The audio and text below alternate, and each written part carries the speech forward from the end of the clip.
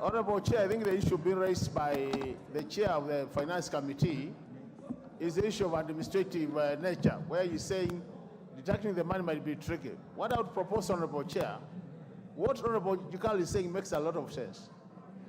Deductions should only be after the statutory deductions. That is payee, NHIF, and possibly those who have NSSF.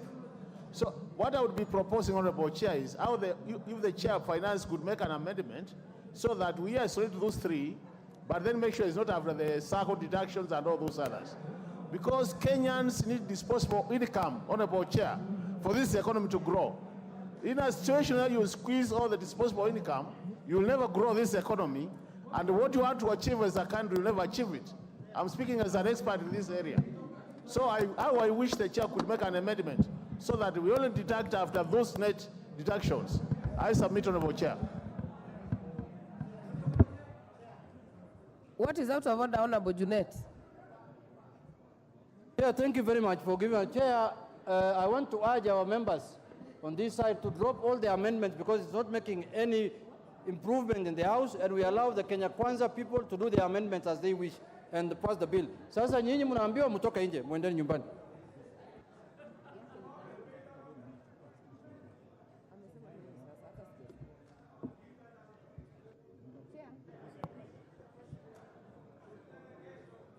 Honorable Chair, do you have anything to add on this?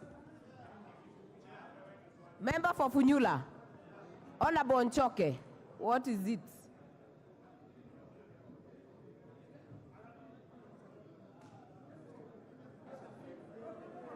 Chair. You have the mic now, Honorable Nchoke. Yeah, can you give me a mic? Honorable Chair, we can cure the chairman's fears by defining what net means. Because if we leave it gross, it's punitive, it's prohibitive. Kenyans are already suffering, so we can define that and remove the fears that the chairman has. Thank you.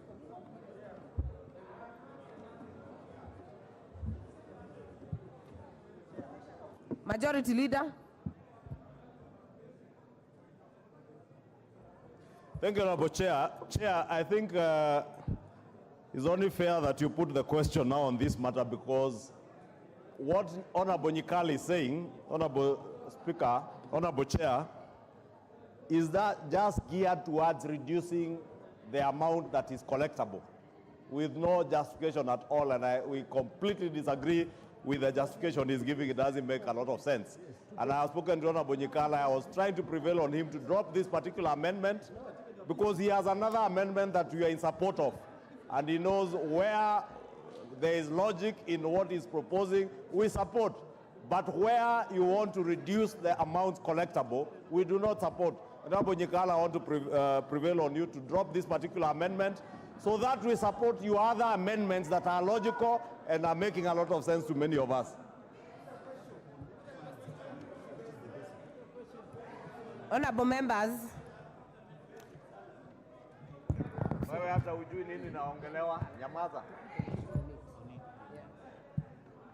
Order members, I will put the question that clause 4 be amended as proposed by Honorable Nyikal.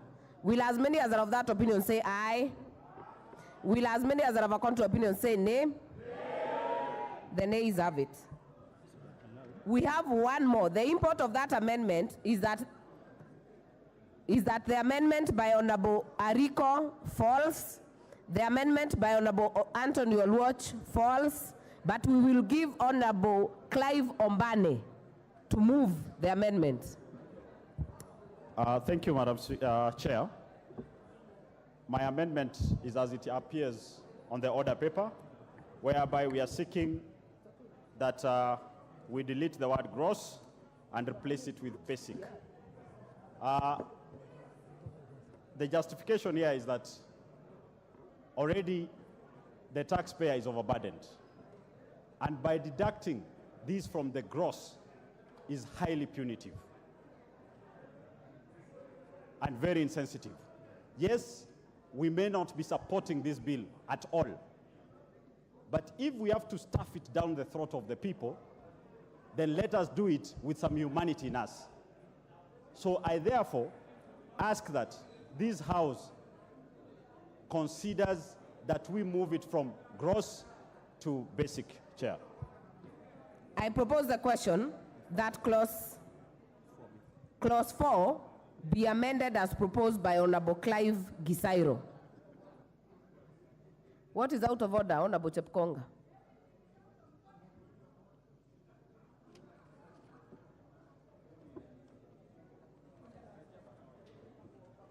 Give him the mic.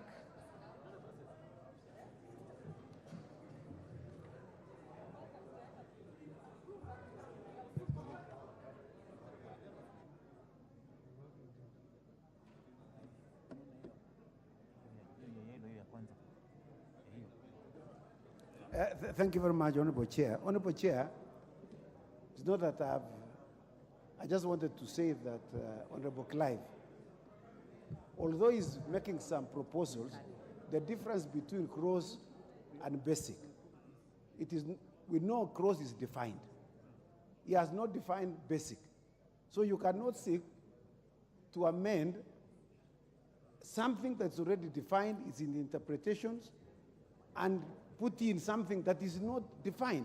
It is not interpreted. What he should have done was to bring the definition of what basic is. As it is right now, nobody knows what basic is. We hear you, Honorable Chepkonga. I'll give the member for Funyula. Chair, thank you for this opportunity, but I'm thoroughly worried that a whole senior like Honorable Chepkonga does know the difference between basic, gross, and net. It is very telling. At this age, at his age, he does not understand. On that matter, Honorable Chair, really, it becomes very difficult. Even to have basic, Honorable Chair, is very clear. Basic is the basic salary as provided anywhere. When we add these others, the one for housing allowance and everything, that's when it becomes gross. I thought these are very basic things. We hear you. Thank you, Honorable. Chair, Finance. Honorable Chair, although this amendment seems to be very innocent, the difference between basic and gross would imply that what employers and employees will do would to reduce the basic pay payable and load all the other emoluments that are payable to the employee as allowances. So if, for example, you have a salary of 100,000, if we change the principle from making a percentage of gross to making it a percentage of profit, there's nothing that will stop taxpayers from reducing, from now saying that the basic salary that they're paying is 20,000 and 80,000 as allowances. And therefore, that would really depict the whole purpose why we are setting up this fund for the purpose of affordable housing and institutional housing. I will therefore put the question that clause 4 be amended as proposed by Honorable Clive Gisairo. Will as many as are of that opinion say aye? Will as many as are of a contrary opinion say nay? Nay. The nays have it. I will now put the question that clause 4 be part of the bill. I will put the question that clause 4 be part of the bill. Will as many as are of that opinion say aye? Aye. Will as many as are of a contrary opinion say nay? The ayes have it. Clause 5.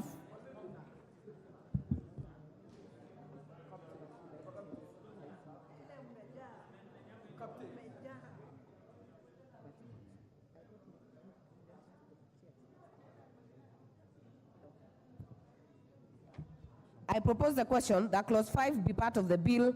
Mover, Honorable Gadhonu Amushomba, I'm told you're here to prosecute the amendment.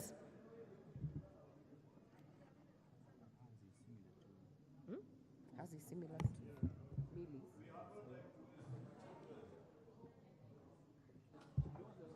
The mic is there now. Prosecute. Honorable Chair, I request for 2 minutes to settle. Just 2 minutes. Honorable Amoshomba, we had called you earlier. You are missing. I will drop this amendment. Honorable Millie Odhiambo, Otiende Amolos, Not in the House, I will drop the amendment. Proposed amendment by the chairpersons. Honorable Chair, I beg to move that clause 5 of the bill be amended as proposed in the order paper, A, by numbering the existing provisions as 1, and B, by inserting the following new subclause immediately after the numbered subclause 1, that without prejudice to the generality of Section 6, any business or company which complies with the provisions of Section 5 shall not be liable to pay the levy under Section 4(2)(b). Honorable Chair, the import of this is to avoid double taxation for persons who are already paying housing, the affordable housing levy through the 1.5% employer contribution. Because without now making this clarification, it would mean that those businesses and corporations that are already paying 1.5% will now have to again pay 1.5% of their gross income to the affordable housing, as the affordable housing levy. With that, I beg to move on, Honorable Chair. Thank you. I will now propose the question that clause 5 be amended as proposed by the chairs. I put the question that clause 5 be amended as proposed by the chairs. Will as many as are of that opinion say aye? Will as many as are of a contrary opinion say nay? The ayes have it.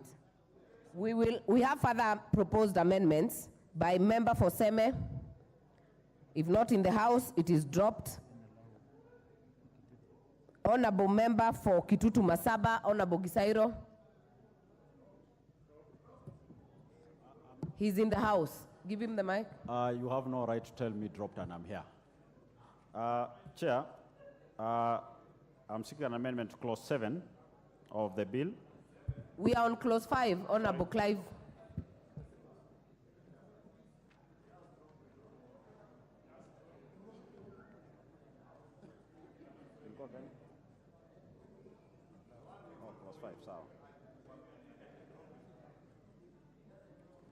I think clause 5 is what we've already passed on the gross.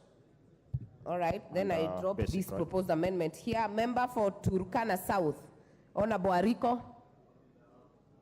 He's in the House. Madam Chair, I think my amendments under clause 4 is the same as amendment clause 5.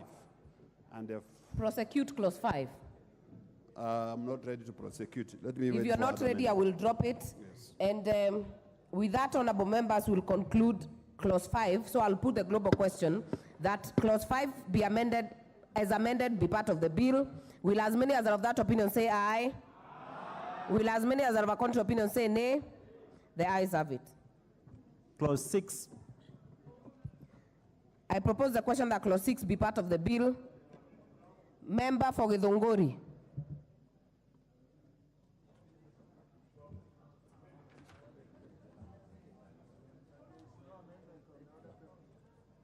There is no amendment on the order paper. Honorable Millie Odhiambo. Absent. Amendment dropped. Member for Seme, amendment dropped. Member for Madare.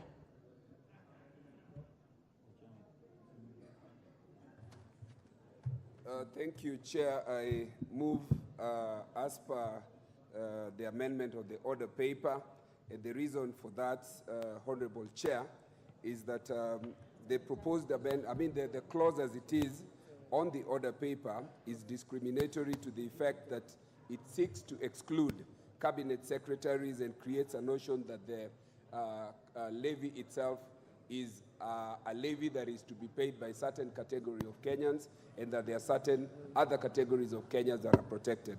And therefore, I seek to delete that provision as in the bill. I so move.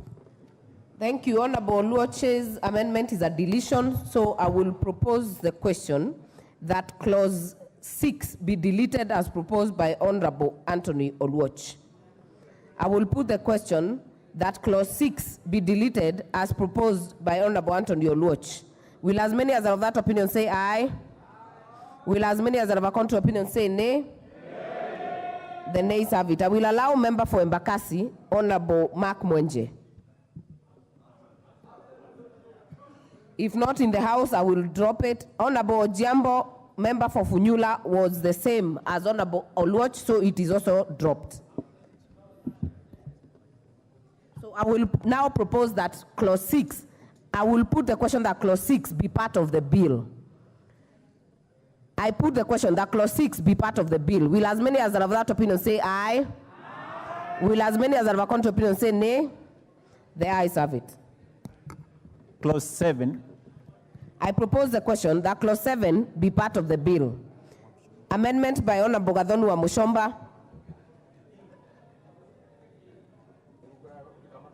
Where are your amendments?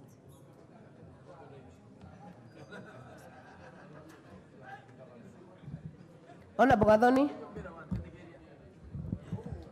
Madam Chair, you'll forgive me, I don't have my card for now. That is why I'm not able to access the microphone. I have already given you the microphone, Honorable Mushomba. Thank you. Prosecute the amendment. Allow me to drop the amendment for now. Thank you. That is dropped. The amendment by member for Turkana South, Honorable Ariko. You have dropped. Honorable member for Suba North, absent. It is dropped. Member for Funyula. Chair, in view of other droppings, as they call them, whatever that means, droppings as they call them, you know, I drop the proposed amendment. We have proposed amendments by the chairpersons. Move the amendments, Honorable Kimani. Honorable Chair, I beg to move that clause 7 be amended as per the order paper, and this is deleting and substituting therefore the following new clause, that the levy shall be a debt due to the government and shall be recoverable in accordance with the Tax Procedures Act of 2015. This, Honorable Chair, is to make all fines and penalties for payee and for the other statutory deductions to be the same as that of this housing levy. Honorable Chair, I beg to move. I therefore propose the question that clause 7 be amended as proposed by the chairs. Will as many as are of that opinion say aye? Aye. Will as many as are of a contrary opinion say nay? The ayes have it. The implication of that is that the proposed amendment by Honorable Luoch and Clive Ombane falls. So I will put a global question that clause 7 be, as amended, be part of the bill. Will as many as are of that opinion say aye? Aye. Will as many as are of a contrary opinion say nay? The ayes have it. Clause 8. This has no amendment. I propose the question that clause 8 be part of the bill. I now put the question that clause 8 be part of the bill. Will as many as are of that opinion say aye? Will as many as are of a contrary opinion say nay? The ayes have it. Clause 9. I propose the question that clause 9 be part of the bill. Honorable Mushomba, do you take the same route? Chair, Madam Chair, this time I'm not ready to drop. I want to move that we amend clause 9. Justification is that the affordable housing levy are punitive to Kenyans who are faced with the high cost of living and their lives are difficult. Also, the levy increases the cost of doing business in Kenya and may lead to most businesses closing down. Madam Chair, further, there is no direct correlation between... Order members. Order members. There is no direct correlation between paying the levy and owning a house. Order, Honorable Mushomba. There is a point of order from the chair. We'll hear it. Honorable Chair, and I want to give Honorable Mushomba benefit of doubt because she has just joined us now. But the moving she's making has nothing to do with clause 9 of the bill. It has completely nothing to do with clause 9, and I think you should rule her completely out of order.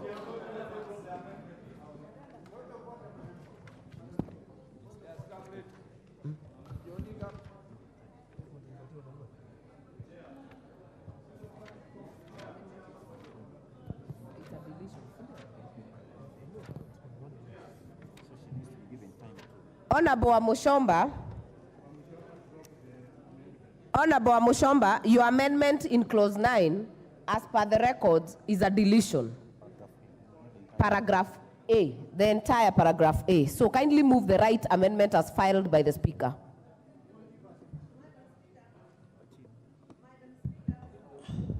Madam Speaker, I move that clause 9 of the bill be amended by deleting paragraph A. Now you can go on.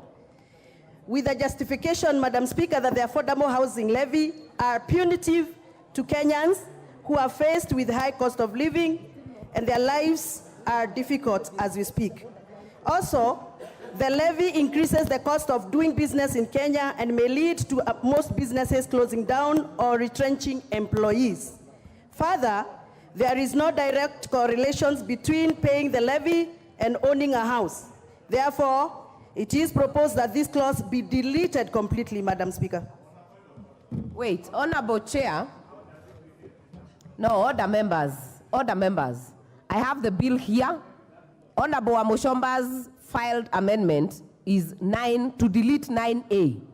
That all monies deducted or payable as a levy under this act, that whole A to be deleted. So she's perfectly in order. So we'll allow her to move, and I think you have already moved the amendment. Let me first of all propose the question. That clause 9 be amended as proposed by Gathoni Amoshomba. Now I can hear the majority leader. Chair, you know why we are lost on the member for Githunguri's amendment? Clause 9 is talking about the monies that will be paid into the fund. Clause 4 is the one that spoke about what she's speaking about, the levy. And clause 4 has already passed. Therefore, unless she had deleted clause 4, then what she's saying makes absolutely no sense. Majority leader, order. Because the fund is already there, Honorable Speaker. Order, majority and leader. I strongly oppose that particular amendment. These are things we say in funerals and in rallies, not in legislation making. You're totally out of order, Honorable Majority Leader. Order members, if you look at the bill, part 3, it talks about the fund, but 9 is speaking about there shall be paid into the fund. A, monies deducted or payable as the levy under this act. So she's perfectly in order. So let her move. We can have contributions of the same, a few. I put the question. So I will put the question that clause 9 be amended as proposed by Wamushomba. Will as many as are of that opinion say aye? Will as many as are of a contrary opinion say nay? The nays have it.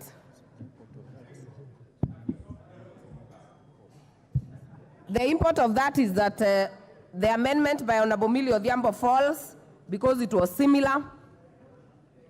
And then we'll have the chairs prosecute the committee's amendments.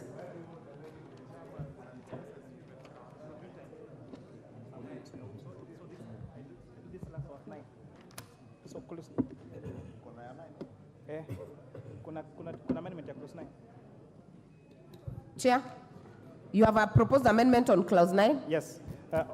Honorable Chair, I beg to move that clause 9 be amended as per the order paper by numbering the exempt provisions as 1, and B, by inserting the following new paragraph immediately after paragraph C, that's CA, voluntary contributions made under section 38.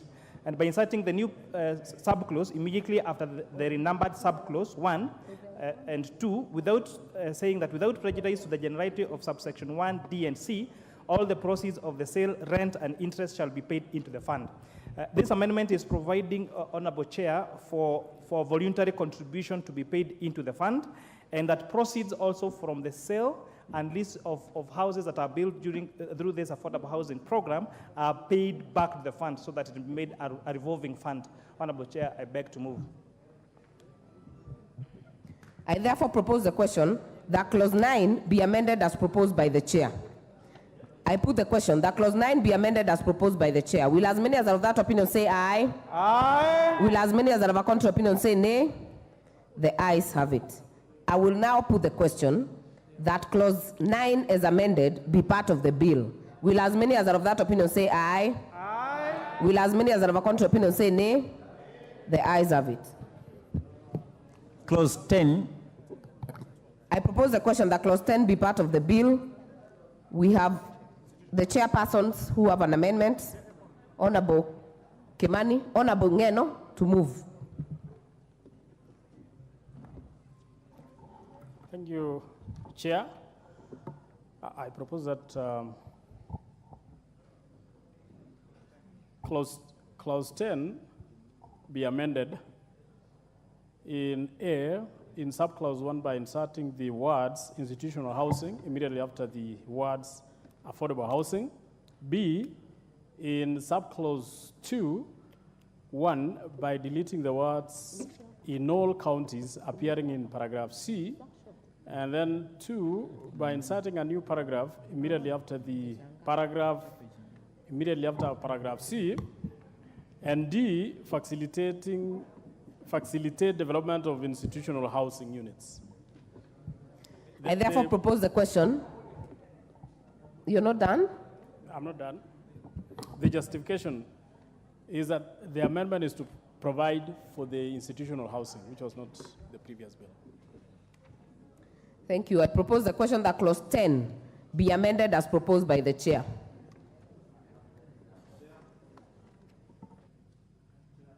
Majority Leader.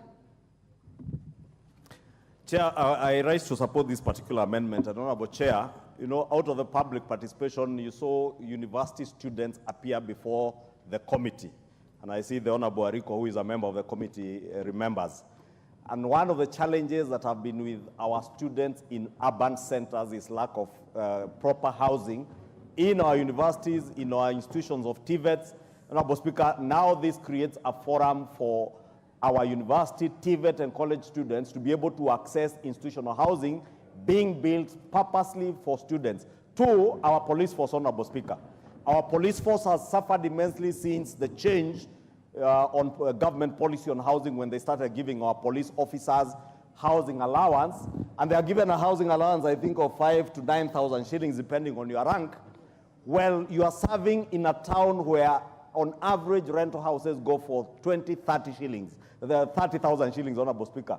Now with institutional housing, the government can now do institutional housing for police officers, for teachers, for medical care staff around hospitals, and they will be able to afford, since now this is affordable housing being done by under this fund. And I strongly support and thank the chair and the finance and housing committees for having taken into consideration many of the proposals that came through public participation. I say, do you use your cards, members? Put the intervention. Honorable Stephen Mogaka. Thank you so much, Madam Chair.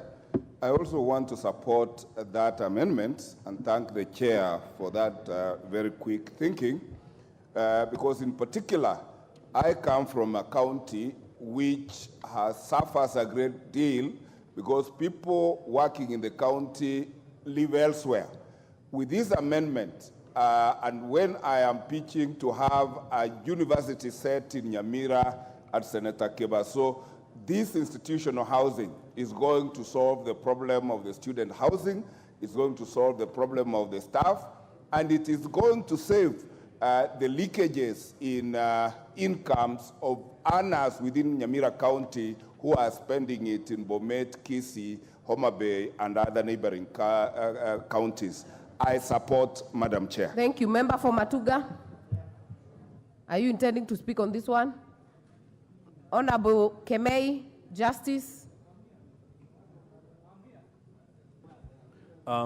Thank you, Madam Chair. I'll come back to you, Honorable Kasim. Thank you, Madam Chair. I want to support this amendment, Madam Chair. Sigawit Soin constituency doesn't have a single government quota. The police officers based in that sub-county do not have any single dwelling except dilapidated structures in Sondu. The teachers don't have dwellings, Madam Speaker. The Kenya Medical Training College, which we have just started in Sigawit, there are no residential quarters. So I support, Madam Chair, the amendment so that we who are disadvantaged in terms of housing can be able to host public servants and any other employees. Thank you, Madam Speaker. Thank you. Member for Matuga. Asante, Madam Speaker. Hili ni jambo muhimu kwamba hizi nyumba ziweze kushughulikia sio wale tu ambao wanafanya kazi, lakini wale ambao hawana kazi, hasa kama ilivyotangulizwa kwa watoto wa shule. Nikikumbuka kwamba katika Kwale County tuna kituo kizima cha Technical University wa Mombasa kule Mabokoni, lakini kwa miaka 4 kimeshindwa kupata wanafunzi kwa sababu hakuna nyumba za wao kuweza kuishi pale. Kwa hivyo mfumo huu moja kwa moja utawezesha sehemu mbalimbali za Kenya kuweza kukua, kwani kutakuwa kuna makazi mema. Asante Madam Speaker, naunga mkono. Thank you. Member for Tinderet.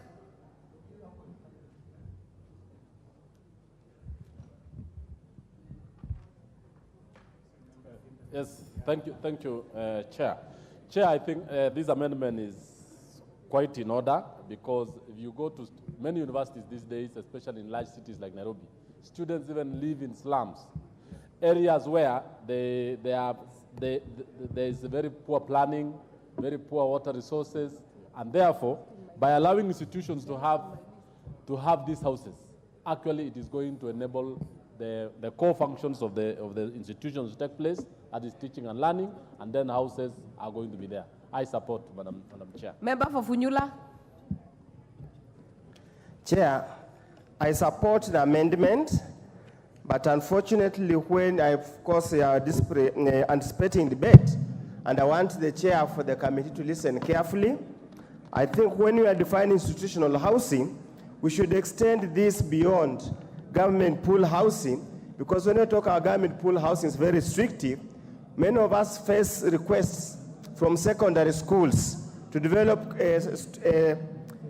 accommodation for the teachers and those who are allowed to stay in the boarding secondary schools. And I would want him to request when making that movement, when it's moving under clause 2, he needs to include secondary school, boarding secondary school accommodation. Thank you, Honorable. Member for Kericho. Thank you, Madam Speaker. I stand to support this amendment in a very big way. In Kericho County, Honorable Speaker, we have very old houses that when you look at it, Honorable Speaker, even the nurses, the teachers don't appreciate and they don't like them. Not forgetting that the University of Kabianga is the main university that we have, but Honorable Speaker, there are no houses even for the students. They live in rental houses around, and it causes a lot of problems. So when we have this institutional housing, it will save us a lot of trouble in Kericho County. Thank you, Honorable Speaker. Honorable Namoit. Thank you, Madam Speaker. Madam Speaker, I raised to support this amendment because these amendments came out from the pastoral community and specifically the people of Turkana County. Madam Speaker, the institutions in Turkana do not have these houses. So I'm requesting that when the Ministry of Education admitted 900 students in one of the secondary schools, we do not have the right structures to accommodate these students. The people of Turkana do not need these houses, but our institutions, like the Turkana University College, we do not have houses to house our students. So basically, Madam Speaker, this amendment will support the people of Turkana County, and I again support this amendment. Thank you, Madam Speaker. Other members, I now put the question that clause 10 be amended as proposed by the chair. Will as many as are of that opinion say aye?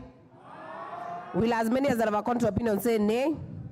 The ayes have it. I'll allow the next proposed amendment by the member for Mandera South, Honorable Abdul Haro.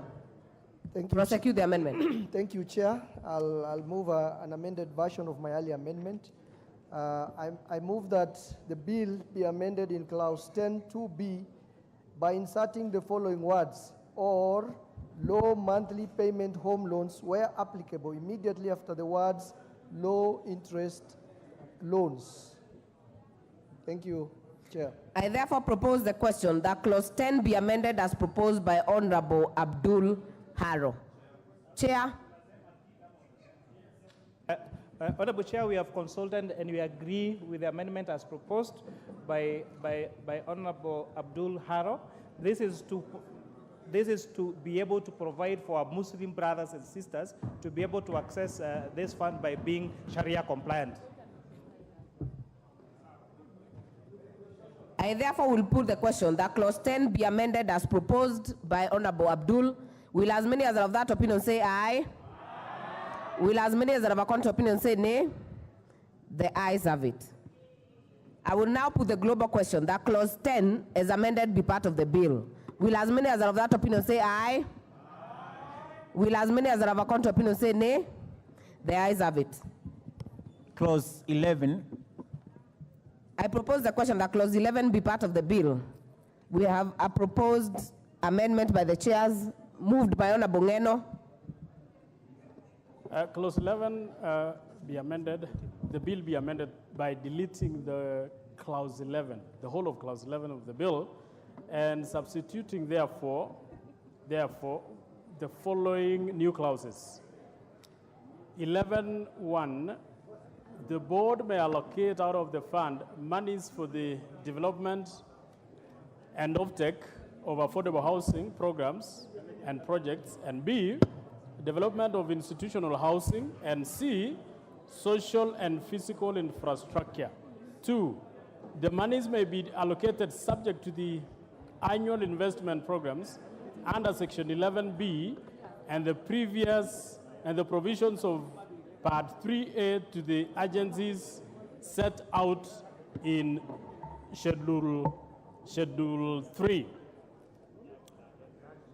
Third schedule. And in that third schedule, Madam Chair, these are the list of the agencies in that schedule. 1, county governments. 2, Order, Chair. Are you moving on the schedule? Yes. Do not move the schedules yet.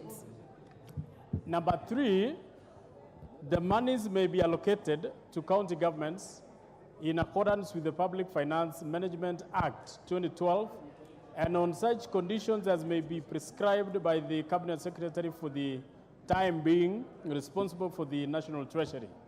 4, despite the provisions of subsection 2, the board shall allocate out of the fund A, up to 2% of the monies to the collector for the collection of the levy as may be approved by the Cabinet Secretary for the time being responsible for the National Treasury on the recommendation of the Cabinet Secretary, and B, up to 2% of the monies to the board for the administration of the fund as may be approved by the Cabinet Secretary for the time being responsible for the National Treasury on the recommendation of the Cabinet Secretary.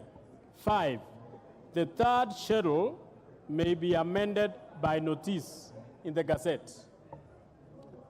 The justification for this, Madam Chair, is that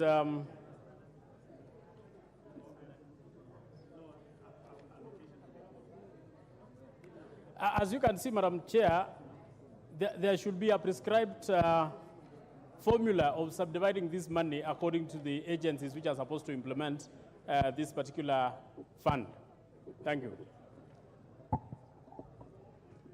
I therefore propose the question that clause 11 be amended as proposed by the chair. I put the question that clause 11 be amended as proposed by the chair. Will as many as are of that opinion say aye? Will as many as are of a contrary opinion say nay? The ayes have it. The import of this amendment is that the proposed amendments by Honorable Gathoni Wamushomba, Honorable Ariko Namoit, and Honorable Member for Funyula fall. So I will put the global question that clause 11 is amended be part of the bill. Will as many as are of that opinion say aye? Will as many as are of a contrary opinion say nay? The ayes have it. Clause 12. I propose the question that clause 12 be part of the bill. Honorable Gathoni Wamushomba. Madam Chair, I rise to move that the clause 12 of the bill be deleted. With your permission, Madam Chair, the National Housing Corporation should be the one that should administer the fund owing to its unique and long experience in the management of such funds. Further, Madam Chair, they should be cheaper instead of establishing another board. We cannot create a new board that is going to use the same money that we are being deducted for administrative purposes, whereas we already have a body that is already entrenched in the Constitution of Kenya. And therefore, I submit. I propose the question that clause 12 be deleted as proposed by Honorable Amoshomba. Honorable Member for Endebess.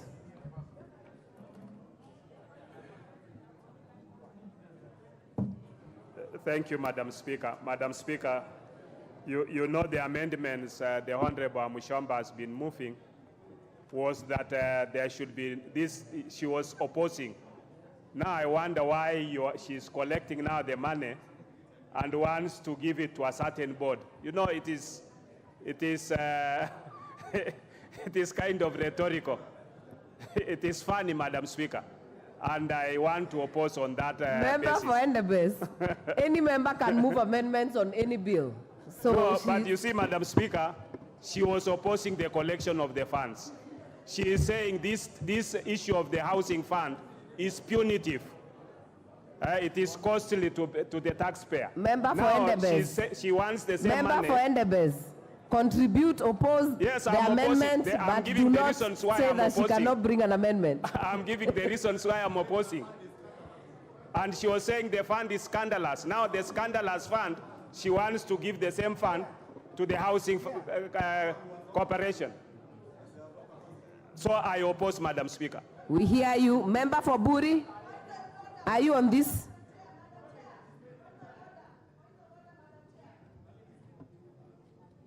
Madam Chair, you cannot kill yourself and then want Honorable to resurrect Amoshomba, hold your horses. I'll give you. Member for Buri. Yes, Madam Chair, I'm saying you cannot kill yourself and then you want to resurrect and come back to light again. I oppose that amendment. Member for Dagoretti North. Madam Chair, I want to support the Honorable Amoshomba, but in this way, that if this House can agree, we have one place the fund can go for purposes of monitoring, for purposes of reducing corruption, then the better. But we must think as a House to have one fund to manage. Honorable Dido Raso. Thank you very much, Madam Chair.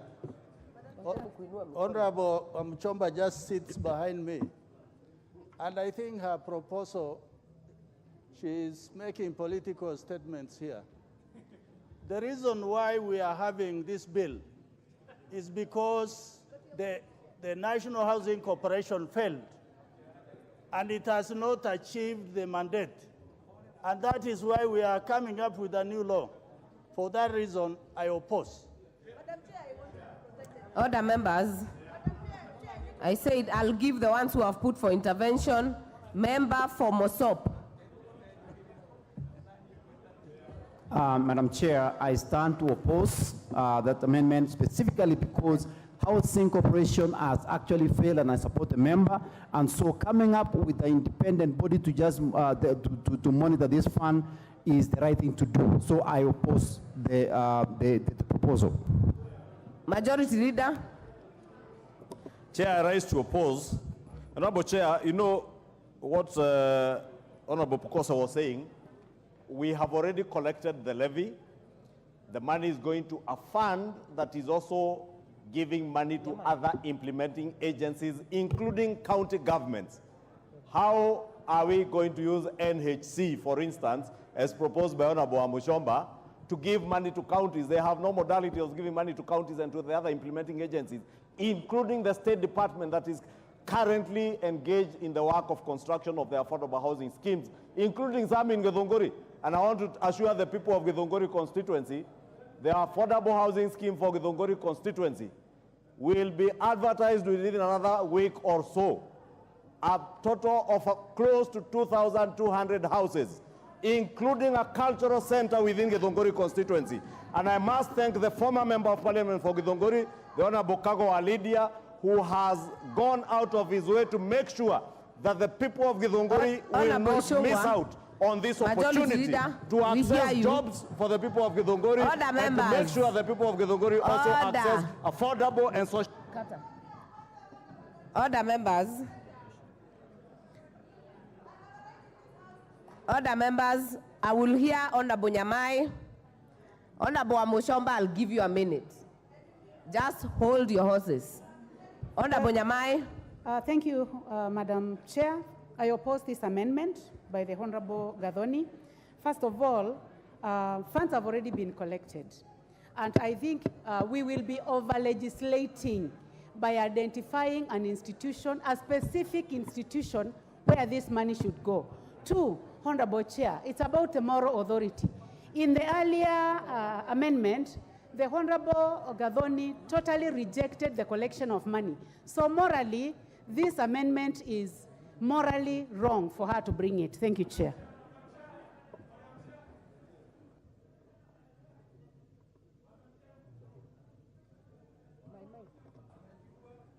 Honorable Amushomba, you have 1 minute.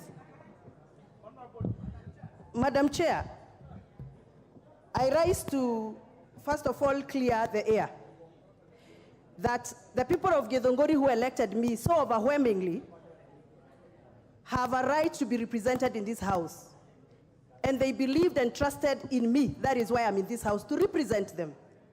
The people of Endebes, where Honorable Dr. Pukosa represent, do not have a better right than the people of Githunguri. And therefore, nobody should lecture me in this house. I am here by right, and I'm here to speak as empowered by the people of Githunguri. Order, members, I now put the question that clause 11, clause 12 be deleted as proposed by Honorable Amushomba. Will as many as are of that opinion say aye? Will as many as are of a contrary opinion say nay? The nays have it. We have another amendment by the chairpersons on this clause. Madam Chair, I propose that clause 12, the bill be amended. A, in subclause 3E, by inciting the words through a competitive process immediately after the word appointed. B, by inserting the following new subclause immediately after the subclause 4. 4A, in appointing the member of the board, the cabinet secretary shall A, ensure that not more than two-thirds of the members are of the same gender. B, take into account regional balance. C, consider special and marginalized groups, including youth, women, and persons with disabilities. The import of this, Madam Chair, is that this amendment provides clarity in the recruitment of members of the board so that it is through a competitive process and to actualize the constitution where there is a provision for gender balance, regional balance, and all that. Thank you. I therefore propose the question that clause 12 be amended as proposed by the chair.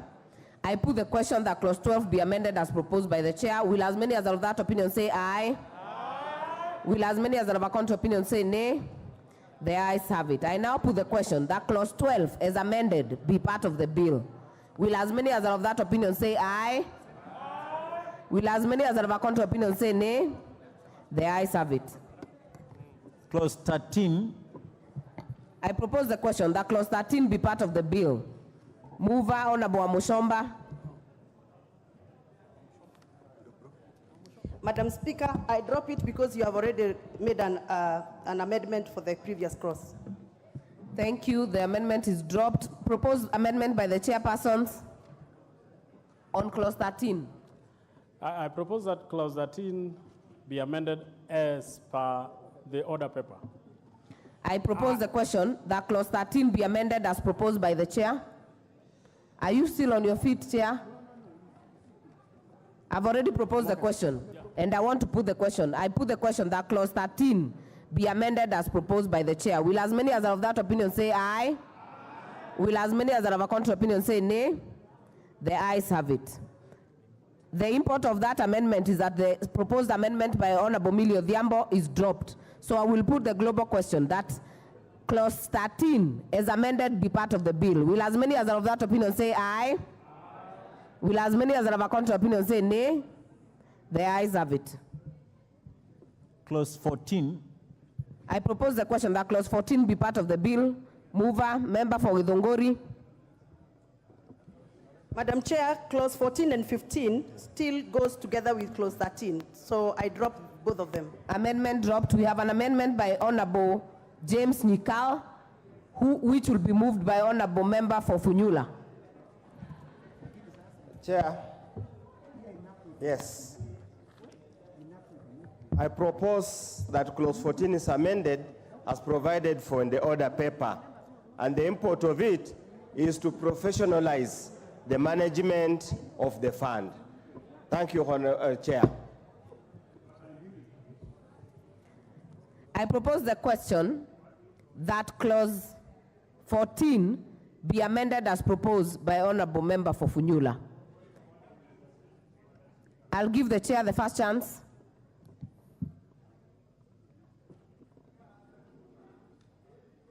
Chair Finance.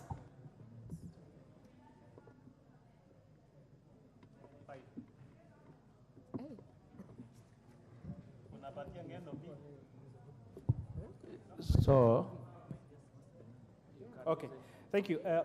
Honorable Chair, what Dr. Nikari is recommending and what has been moved by our good friend, as co-chairs we've consulted and they agree with those amendments. This is to professionalize the academic qualification and the experience needed for the chairperson and for the members of the board, and therefore we support that amendment as proposed. Member for Endebess, did you want to speak to this?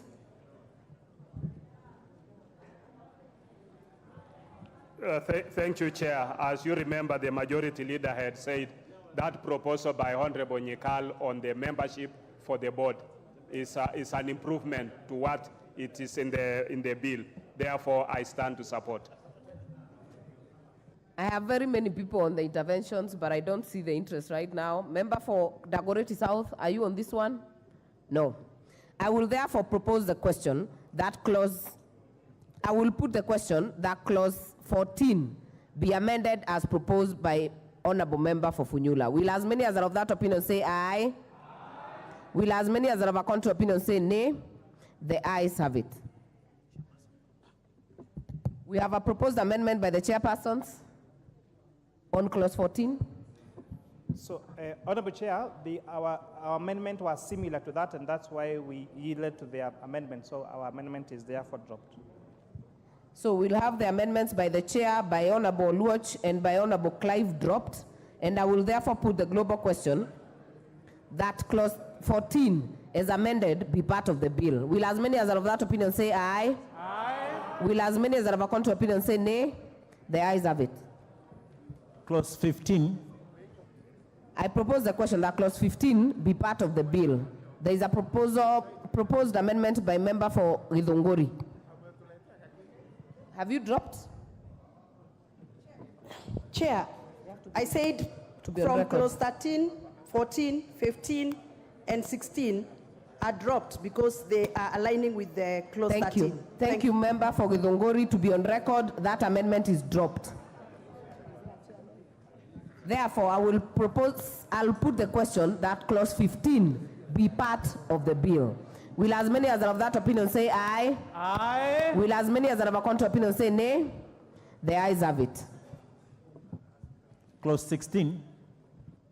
I propose the question that clause 16 be part of the bill. The proposed amendment by a member for Githunguri has been dropped, so I will put the question that clause 16 be part of the bill. Will as many as are of that opinion say aye? Aye. Will as many as are of a contrary opinion say nay? The ayes have it. Clause 17. I propose the question that clause 17 be part of the bill. Member for Githunguri, you did not touch on clause 17.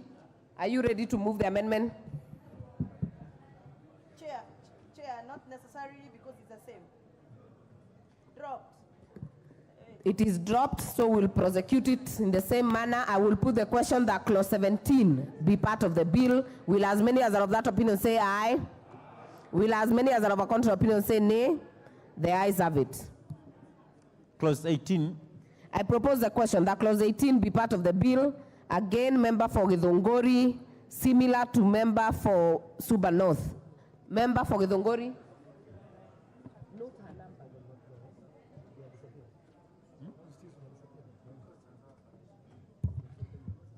Chair, dropped. I will therefore prosecute it in the same manner and put the question that clause 18 be part of the bill. Will as many as are of that opinion say aye?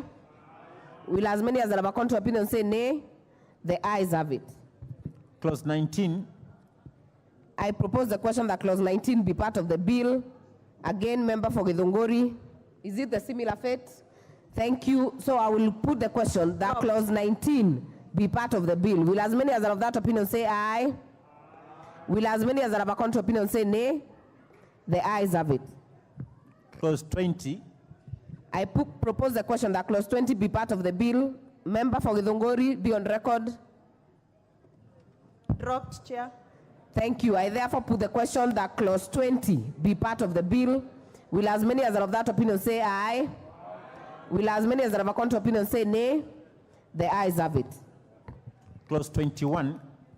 I propose the question that clause 21 be part of the bill. Proposed amendment by member for Githunguri.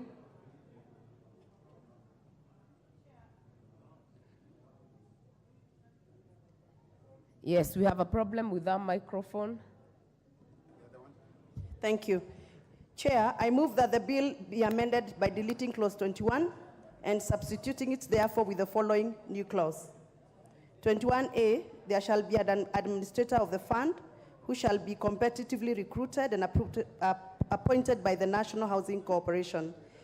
But because already we have made conclusions on the other clauses touching on the National Housing Corporation, and therefore drop the amendment.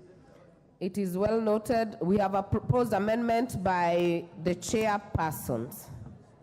Honorable Kuria. Honorable Chair, I beg to move that clause 21 be amended as per the order paper, and this providing for qualification of the CEO. I therefore propose the question that clause 21 be amended as proposed by the chair. I put the question that clause 21 be amended as proposed by the chair. Will as many as of that opinion say aye? Aye. Will as many as are of a contrary opinion say nay? The ayes have it. The import of that is that proposed amendment by Honorable Oluoch and Honorable Ombane falls. So I will put the global question that clause 21 as amended be part of the bill. Will as many as are of that opinion say aye? Aye. Will as many as are of a contrary opinion say nay? The ayes have it. Clause 22. I propose the question that clause 22 be part of the bill. Chairpersons. Chair, I beg to move that clause 22 be amended as per the order paper, and this is seeking to align the functions of the administrator of the fund to the previous amendment, providing for submission of annual affordable housing investment programs by the board to the National Assembly for approval. And further, that the amendment seeks to harmonize the roles of the administrator with Section 24 of the PFM Act of 2012. I therefore propose the question that clause 22 be amended as proposed by the chair. I now put the question that clause 22 be amended as proposed by the chair. Will as many as are of that opinion say aye? Aye. Will as many as are of a contrary opinion say nay? The ayes have it. Member for Githunguri, you have a proposed amendment on the same? Oh, sorry, the import of the carrying of chair's amendment is that Honorable Wamushomba's amendment falls. So I will put the global question that clause 22 as amended be part of the bill. Will as many as are of that opinion say aye? Aye. Will as many as are of a contrary opinion say nay? The ayes have it. Clauses 23 and 24. These have no amendments. I propose the question that clauses 23 and 24 be part of the bill. I now put the question that clauses 23 and 24 be part of the bill. Will as many as are of that opinion say aye? Will as many as are of a contrary opinion say nay? The ayes have it. Clause 25. I propose the question that clause 25 be part of the bill. The proposed amendment is by Honorable Millie Odhiambo, who is not in the House, so it is dropped. So I will put the question that clause 25 be part of the bill. Will as many as are of that opinion say aye? Aye. Will as many as are of a contrary opinion say nay? The ayes have it. Clause 26. I propose the question that clause 26 be part of the bill. Honorable Amushomba.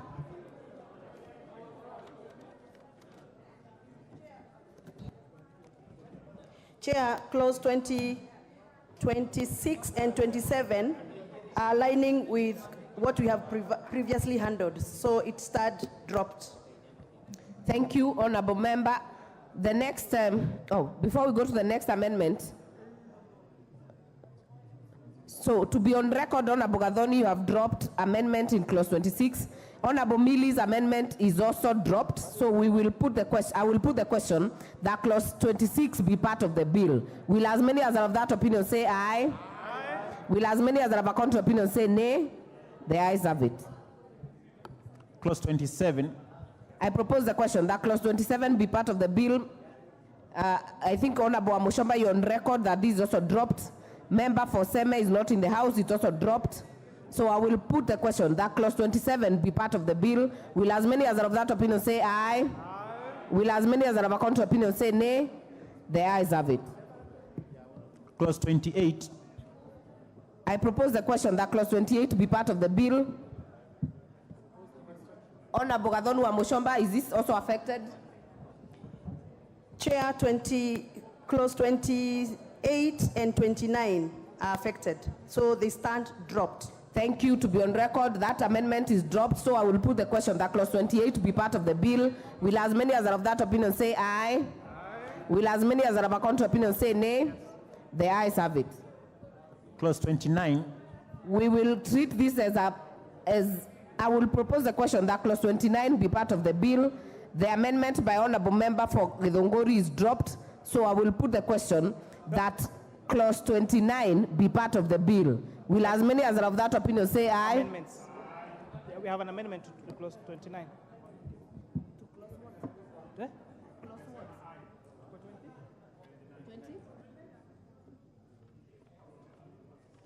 I don't have it. You know, that's a window in the I don't have it. Chair, you have amendments. Oh, these are new clauses. These are new clauses. Yeah. Hey. So? Just to be certain, I know there are new clauses, but this is not it. So allow me to put the question that clause 29 be part of the bill. And I propose the question, I put the question that clause 29, I now put the question that clause 29 be part of the bill. Will as many as of that opinion say aye? Will as many as are of a contrary opinion say nay? The ayes have it. Clause 30. I propose the question that clause 30 be part of the bill. There is a proposed amendment by the chairpersons. Honorable Chair, I beg to move that clause 30 be amended as per the order paper. This amendment is to allow body corporates such as universities and colleges to take up some of these housing units as institutions. With that, I beg to move, Honorable Chair. I propose the question that clause 30 be amended as proposed by the chair. I now put the question that clause 30 be amended as proposed by the chair. Will as many as are of that opinion say aye? Aye. Will as many as are of a contrary opinion say nay? The ayes have it. There was a proposed amendment by the member for Funyula, but the import of this amendment is that your amendment falls. So I will put the global question that clause 30 as amended be part of the bill. Will as many as are of that opinion say aye? Aye. Will as many as are of a contrary opinion say nay? The ayes have it. Clause 31. I propose the question that clause 31 be part of the bill. Chairpersons, there is a proposed amendment. Honorable Chair, I beg to move that clause 31 be amended as per the order paper. Honorable Chair, I beg to move that further to the amendment proposed as per the order paper, that we propose to make a further amendment to paragraph C to include the following and tax compliance certificate, so that the people that get to apply for those affordable housing do not just need to submit a PIN, KRA PIN number, but they would need to be tax compliant. With that, I beg to move, Honorable Chair. I will propose the question that clause 31 be amended as proposed by the chair. I now put the question that clause 31 be amended as proposed by the chair. Will as many as are of that opinion say aye? Will as many as are of a contrary opinion say nay? The ayes have it.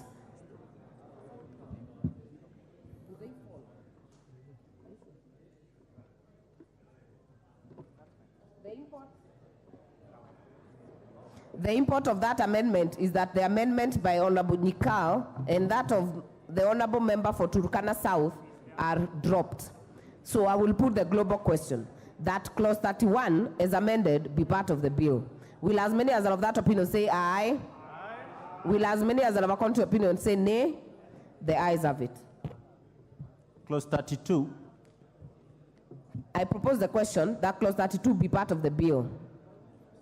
Member for Seme, not in the House, amendment dropped. There is a proposed amendment by the chairperson. Honorable Chair, I beg to move that clause 32 be amended as per the order paper, and this, Honorable Chair, is to remove the agencies so that the board becomes the one ultimately responsible for the functions relating to matters of affordable housing. I propose the question that clause 32 be amended as proposed by the chair. I put the question that clause 32 be amended as proposed by the chair. Will as many as are of that opinion say aye? Aye. Will as many as are of a contrary opinion say nay? The ayes have it. Clause 33. I propose the question that clause 33 be part of the bill. Chairperson. Clause 33 is amended as per the order paper. By deletion of these clauses 33, 34, and 35 is because these contractual matters... Chair, you must prosecute per. As per. Yeah, this is on 33 only. Clause 33 is amended as per the order paper. I propose the question that clause 33 be deleted as proposed by the chair. I put the question that clause 33 be deleted as proposed by the chair. Will as many as are of that opinion say aye? Aye. Will as many as are of a contrary opinion say nay? The ayes have it. Clause 34. I propose the question that clause 34 be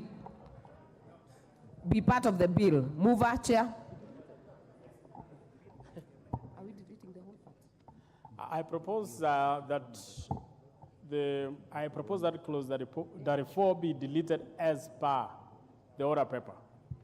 Thank you, Honorable Chair. I propose the question that clause 34 be deleted as proposed by the chair. And I now put the question that clause 34 be deleted as proposed by the chair. Will as many as are of that opinion say aye? Aye. Will as many as are of a contrary opinion say nay? The ayes have it. Clause 35. I propose the question that clause 35 be part of the bill. Chairperson. I propose that clause 35 be deleted as per the order paper. And Madam Chair, these are issues that can be dealt with through regulations and therefore doesn't need to appear before on this particular bill. Thank you. I now propose the question that clause 35 be deleted as proposed by the chair. And I put the question that clause 35 be deleted as proposed by the chair. Will as many as are of that opinion say aye? Will as many as are of a contrary opinion say nay? The ayes have it. We have a proposal of an amendment by Honorable Millie. Of course, this falls after the chairs is carried. Clause 36. I propose the question that clause 36 be part of the bill. We have member for Turkana South. Are you in the House? If not, it is dropped. We have proposed amendments by the chairpersons. I propose that clause 36 is amended as per the order paper. Madam Chair, you also realize that this is to recognize the interest. The interest here is contractual and therefore it doesn't have to, the alternative is provided in the regulations and therefore it can wait for the regulations. Thank you. I therefore propose the question that clause 36 be amended as proposed by the chair. And I put the question that clause 36 be amended as proposed by the chair. Will as many as are of that opinion say aye? Will as many as are of a contrary opinion say nay? The ayes have it. We have further amendments by the member for Seme, who is not in the House, so it is dropped. Then we have Honorable Mushomba, who has an amendment. Can you prosecute the amendment? Thank you, Madam Chair. I move that clause 36 of the bill be amended by deleting paragraph C. And my justification is, Madam Chair, this is a consequential amendment arising out of deleting of the definition affordable market housing unit, which might be sold at market rates. Also, Madam Chair, this could be abused and frustrate the objective of the bill, and also move away from the spirit of the Constitution, Article 43 of the Kenyan Constitution. It is not the business of the government to sell houses. It is the business of the government to build infrastructure and facilitate stakeholders within the sector to sell or do their activities around houses. And therefore, I propose that we delete as stated in the order paper. Sorry, stated in my amendment. Thank you. I propose the question that clause 36 be amended as proposed by Honorable Mushomba. Chair. You know, Honorable Chair, the amendment again as proposed by the Honorable Mushomba, if I read verbatim what the bill says on clause 36, that the interest rate or administration fee for a loan issued under this act shall be payable on a reducing balance as follows. A, for social housing up to 3% or an administration fee of an equivalent. B, for affordable housing unit up to 3% or an administration fee of an equivalent amount. And C, for the affordable market housing units up to 9% or an administration fee of the equivalent amount. So this clause 36 is just about the administration fee. It has nothing to do with offtake of affordable housing units. Thank you.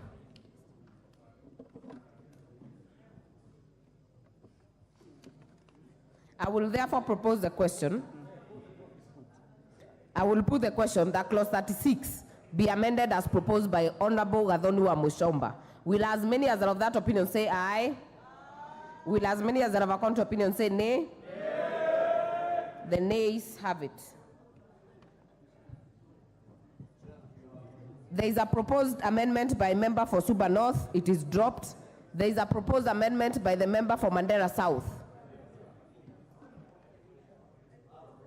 Honorable Haro. Yeah, I propose that clause 36 of the bill be amended as per the order paper by inserting the words where applicable immediately after the words under these acts.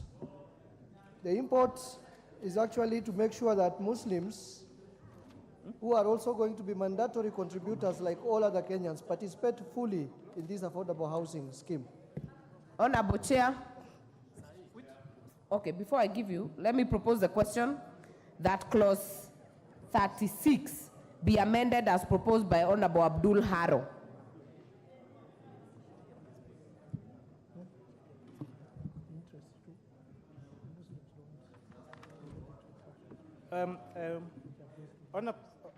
Chair. Yes, Honorable Chair, the 36 be amended as proposed in the order paper, but we also support the further amendment to that clause 36 as proposed by the Honorable Abdul. So I beg to move that this be amended as per the order paper, but as a joint committee, you have also agreed with the amendment for Honorable Abdul again, so that we provide for Sharia compliance for our Muslim brothers and sisters. Yes. We're moving No, the chair has already prosecuted his amendment. This is Honorable Abdul's amendment. Okay. So your comment can only apply to the amendment by Honorable Abdul. Majority Leader.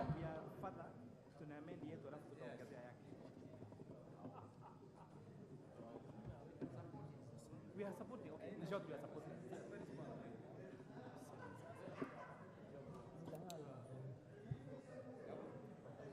Do you have the mic?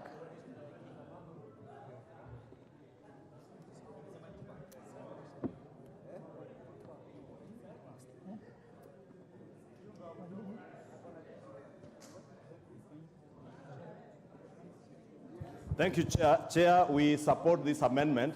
As the Honorable Haro has said, it's just inserting the words where applicable to take care of our Muslim brothers and sisters who will usually not pay interest on loans, but have low loan repayments. And that's why we are using the words where applicable to just take care of that for our Muslim brothers and sisters, and we support. Thank you. Member for Matuga.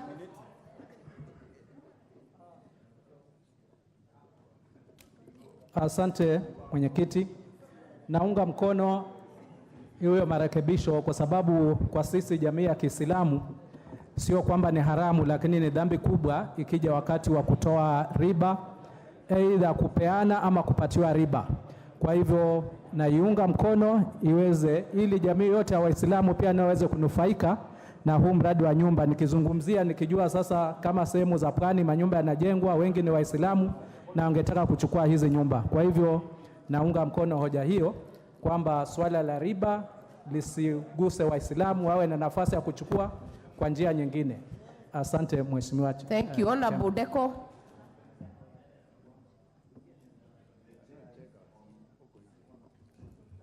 Sema kitu hapa. Thank you very much, Madam Chair, in support of the amendment by Honorable Abdul Haro from Mandera South.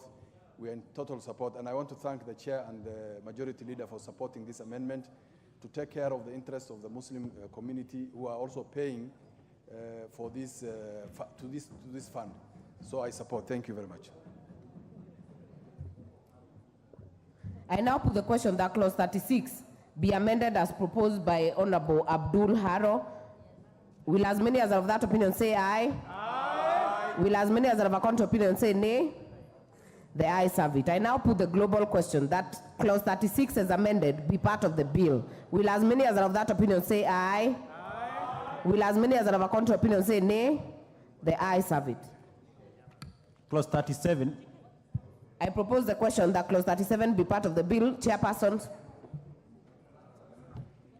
Honorable Chair, I beg to move that clause 7 be amended as per the order paper. And this amendment is to recognize that loan repayment is a contractual payment, and therefore there is no need to put this in law. It can be dealt with in the regulations.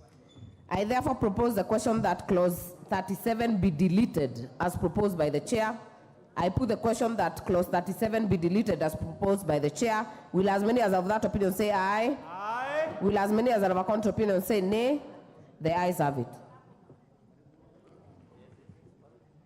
Clause 38. I propose the question that clause 38 be part of the bill. Member for Nikal, dropped. Member for Funyula. Oh, member for Seme, Honorable Nikal. Nikal constituency, dropped. Member for Funyula.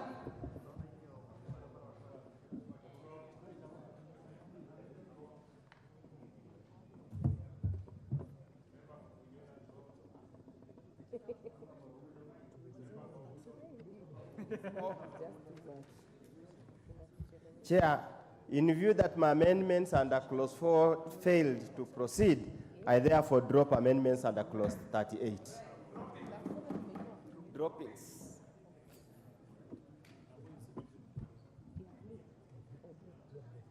Oh, he has, Honorable member for Funyula has dropped. Proposed amendments by the chairpersons. Honorable Chair, I beg to move that clause 38 be amended as per the order paper. This is to provide Honorable Chair for the voluntary contribution to the fund, and that this has to be managed by the administrator of the fund. I beg to move, Chair. I propose the question that clause 38 be amended as proposed by the chair. I put the question that clause 38 be amended as proposed by the chair. Will as many as of that opinion say aye? Aye. Will as many as of a contrary opinion say nay? The ayes have it. I now put the question that clause 38 as amended be part of the bill. Will as many as are of that opinion say aye? Aye.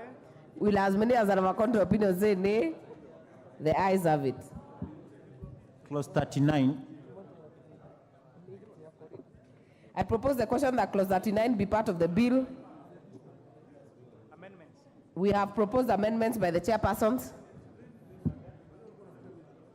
Honorable Chair, I beg to move that clause 39 be amended by deleting subsection 4. This provision is deleted because it is a breach of the right to information as enshrined in our Constitution.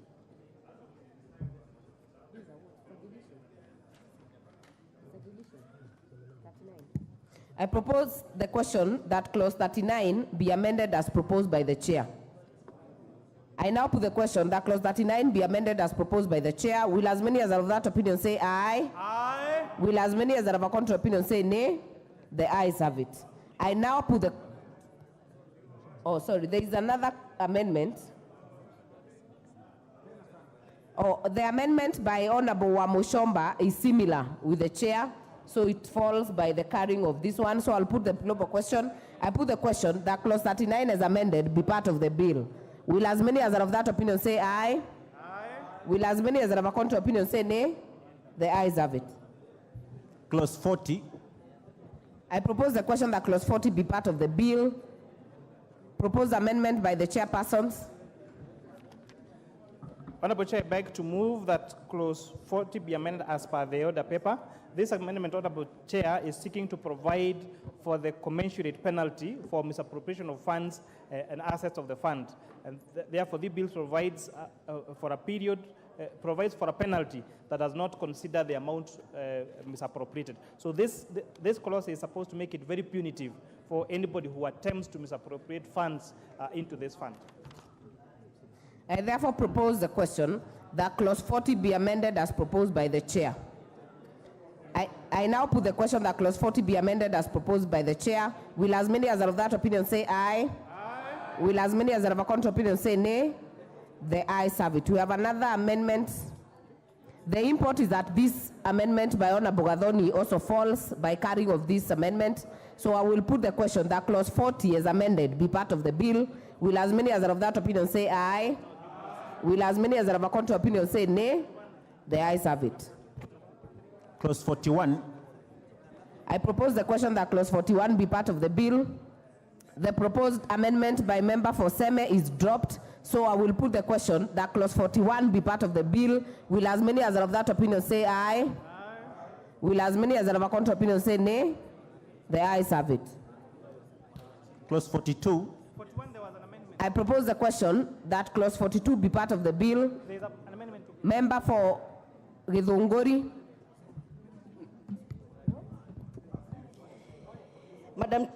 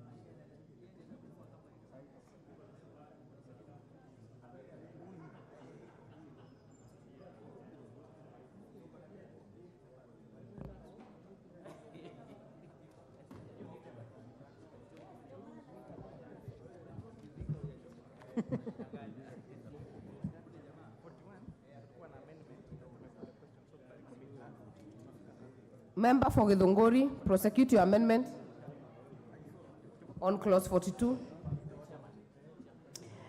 Madam Chair, I move that clause 42 of the bill be amended in sub-clause 1 by deleting the word board, appearing immediately after the words in consultation with the, and substituting therefore with the word cooperation. This is because the National Housing Corporation should be the one that should administer the fund, owing to its unique and long experience. Further, this should be a cheaper way instead of establishing another board. Thank you, Madam Chair. I therefore propose the question that clause 42 be amended as proposed by Honorable Gathoni Wamushomba. I put the question that clause 42 be amended as proposed by Gathoni Wamushomba. Will as many as are of that opinion say aye? Aye. Will as many as are of a contrary opinion say nay? Nay. The nays have it. We have further proposed amendments. Member for Seme, amendment dropped. Member for Funyula. Chair, it was a consequence of amendments under clause 4, since it was lost. I stand to withdraw, to drop. This amendment is dropped. Proposed amendment by chairpersons on 42. Honorable Chair, I beg to move that clause 42 be amended as per the order paper. This is the provision for regulations being amended to deal with the issue of deposits, the 10% deposit that was needed. After listening to the members of the public through our public hearings, the Joint Committee resolved to delete the requirement that those people who want to be allocated housing needed to deposit 10% into the fund. So this is a deletion of that clause that require 10% deposit for you to be given a chance to acquire the affordable houses. Thank you. I therefore propose the question that clause 42 be amended as proposed by the chair. I now put the question that clause 42 be amended as proposed by the chair. Will as many as are of that opinion say aye? Aye. Will as many as are of a contrary opinion say nay? The ayes have it. I now put the question that clause 42 as amended be part of the bill. Will as many as are of that opinion say aye? Aye. Will as many as are of a contrary opinion say nay? The ayes have it. Clause 43. I propose the question that clause 43 be part of the bill. Proposed amendment by the chair. Honorable Chair, I beg to move that clause 43 be amended as per the order paper. Honorable Chair, this amendment is to make additional consequential amendments to the other act so that to give, so that we allow the collector of the levy on a temporary basis to be the one administering this fund as we wait for the operationalization of the fund and the getting into office of the board. You do not want to ask where you went to primary or primary school. Honourable members, I propose the question that clause 43 be amended as proposed by the chair. I now put the question that clause 43 be amended as proposed by the chair. Will as many as are of that opinion say aye? Aye. Will as many as are of a contrary opinion say nay? The ayes have it. I now propose the question. I now put the question that clause 43 as amended be part of the bill. Will as many as are of that opinion say aye? Aye. Will as many as are of a contrary opinion say nay? The ayes have it.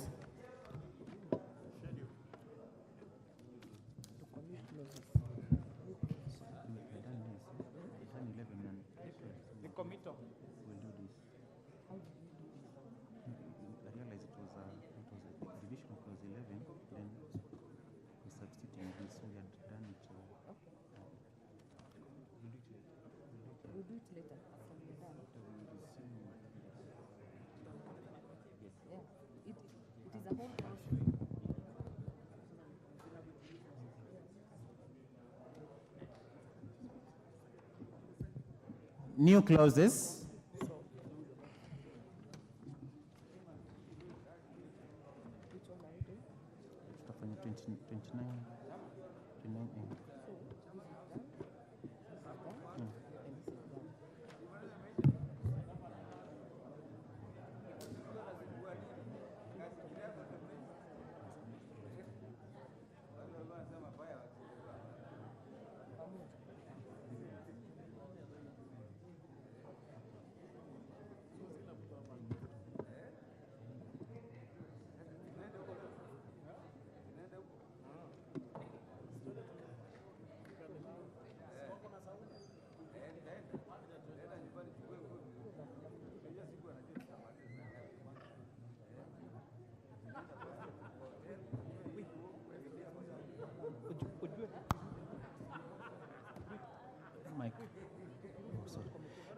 New part 3A, new clause 29A.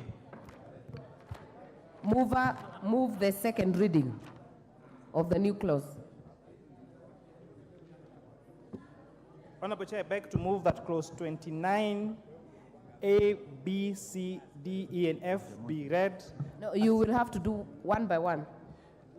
Start by with 29A. Honorable Chair, I beg to move that clause 29A be read a second. Yes. A second time. And this is the provision of the Land Act of the provisions of the Land Act 2012 shall apply with regard to allocation of national or county government land. I propose the question that new clause 29A be now read a second time. I put the question that new clause 29A be now read a second time. Will as many as are of that opinion say aye? Aye. Will as many as are of a contrary opinion say nay? The ayes have it. I now propose the question that clause 29A be part of the bill. I put the question that new clause 29A be part of the bill. Will as many as are of that opinion say aye? Aye. Will as many as are of a contrary opinion say nay? The ayes have it. New clause 29B. Chair, move the second reading. Chair, beg to move that clause 29B be read a second time, and this is the establishment of the other agencies, including government agencies, that can be used to implement the affordable housing programs. I propose the question that new clause 29B be now read a second time. I put the question that new clause 29B be now read a second time. Will as many as are of that opinion say aye? Aye. Will as many as are of a contrary opinion say nay? The ayes have it. I now propose the question that new clause 29B be part of the bill. I put the question that new clause 29B be part of the bill. Will as many as are of that opinion say aye? Aye. Will as many as are of a contrary opinion say nay? The ayes have it. New clause 29C. Mover, move the second reading. Honorable Chair, beg to move that clause 29C be read a second time. This, Honorable Chair, is a provision of institutional housing units. I therefore propose the question that new clause 29C be now read a second time. I put the question that new clause 29C be now read a second time. Will as many as are of that opinion say aye? Aye. Will as many as are of a contrary opinion say nay? The ayes have it. I now propose the question that new clause 29C be part of the bill. And I put the question that new clause 29C be part of the bill. Will as many as are of that opinion say aye? Aye. Will as many as are of a contrary opinion say nay? The ayes have it. New clause 29D.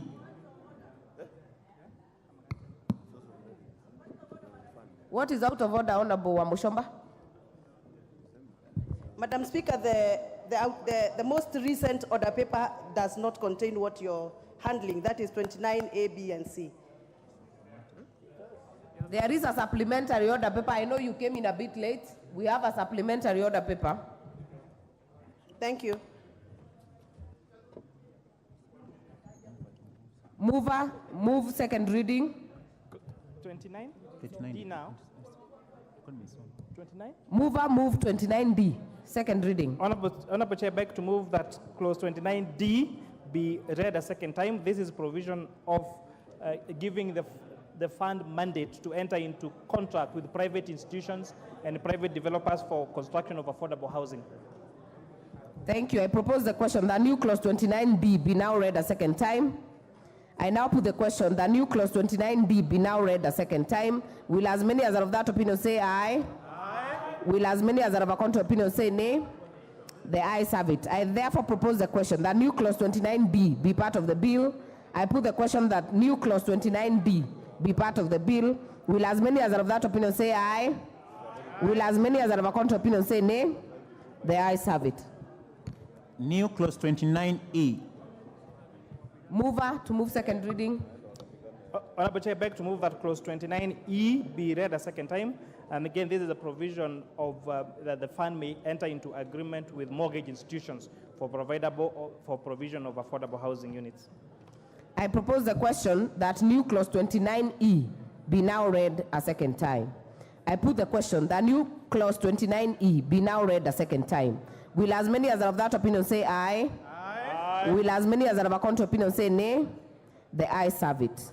I now propose the question that new clause 29E be part of the bill. I put the question that new clause 29E be part of the bill. Will as many as are of that opinion say aye? Aye. Will as many as are of a contrary opinion say nay? The ayes have it. New clause 29F. Mover, move second reading. Honorable Chair, beg to move that clause 29F be read a second time. And this, Honorable Chair, this is one of the issues that was raised during public participation. And just to read that in the development of affordable housing units, the board shall, as far as possible, ensure they use locally available materials, that the labor that is used in the construction of these affordable housing units shall be sourced locally. And most important, Honorable Chair, to make sure that students in universities and TVET institutions and polytechnics get to have a chance to train in these units through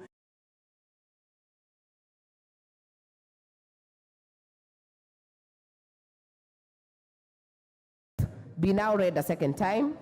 I put the question, the new clause 29F be now read a second time. Will as many as are of that opinion say aye? Aye. Will as many as are of a contrary opinion say nay? The ayes have it. I propose the question that new clause 29E be part of the bill. I put the question that new clause 29E, I propose the question that new clause 29F be part of the bill. I now put the question that new clause 29F be part of the bill. Will as many as are of that opinion say aye? Aye. Will as many as are of a contrary opinion say nay? The ayes have it. Insertion of new part 3A, new clause 29A. This is to be moved by member for Funyula. Move, second reading. Chair, I move that the new clause 29A, being new section of part 3A, be read a second time. And Honorable Chair, let me give the background on this matter. One, we admit and accept that this part, housing is part of the county government, so it is in order for us to prescribe exactly and precisely the function of the county government in respect of this project. And that's why, Chair, I need to move in an amended form so that I retain what is mentioned as A, and I take functions assigned to county governments under Part 2 of the 4th schedule to the Constitution in respect of county planning and development housing. Number B, collaborate with the National Housing Corporation to undertake housing needs and demands for affordable housing scheme, design affordable housing scheme units that meets the demand of the local community. Chair, and the point here is that whatever is considered housing in Mount Kenya or Nyeri will not be considered housing in Wajir.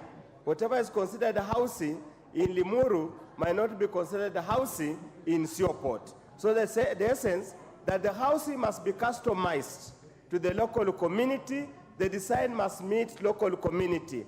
In some communities, there's literally nothing wrong with a parent living in the same house with teenage children or senior children.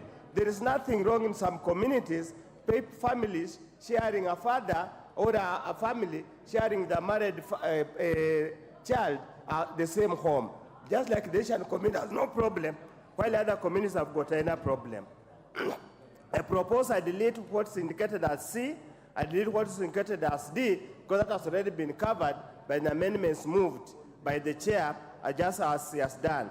But again, I request that we allow amendment recorded as E, whereby we are embodying that the county government, whatever funds they are given, because if you look at the housing policy, sessional paper on housing policy, Chair, of 2015, we identified rural housing as one of the most challenges that we have, of inadequate quality, of poor quality. So we are saying, I move in amended form, that the county government should set aside funds.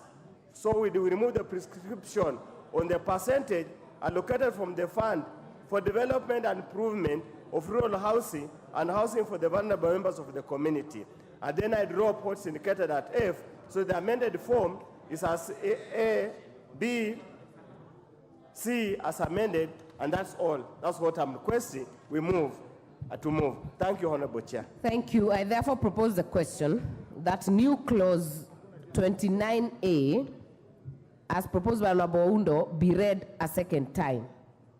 I'll allow the chair. I'll allow Honorable Bowen.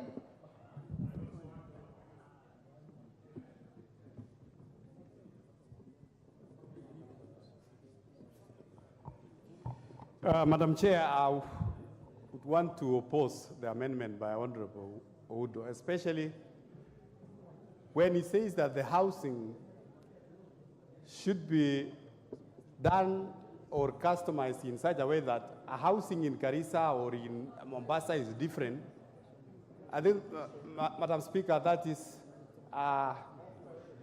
very, very awkward because we are seeking to standardize some, even including manufacturing of housing building materials, Madam Speaker.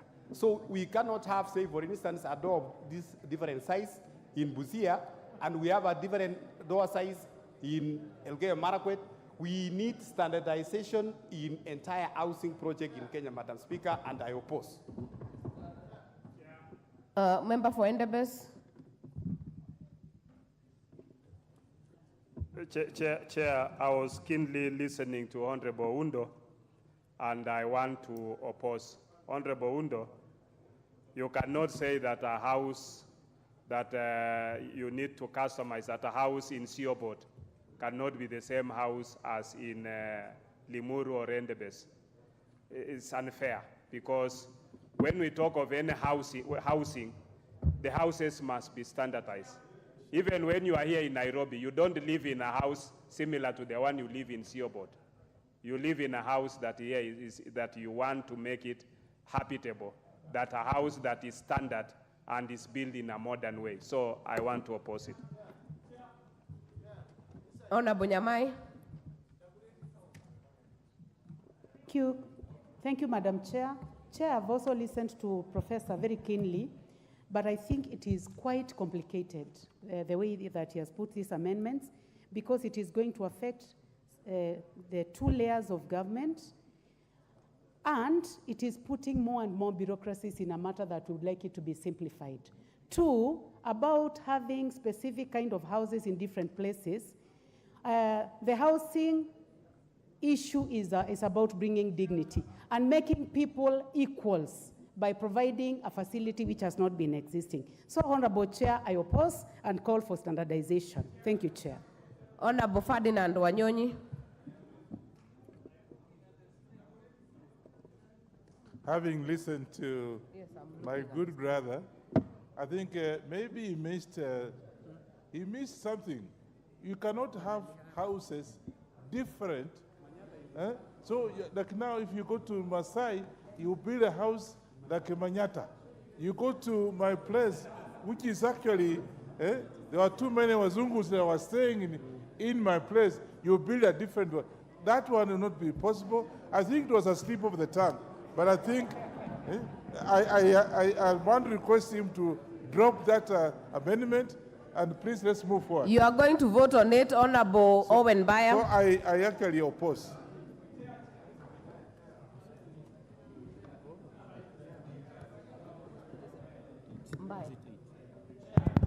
Thank you very much. The Honorable Professor there is a good man, and he wants good things for his people.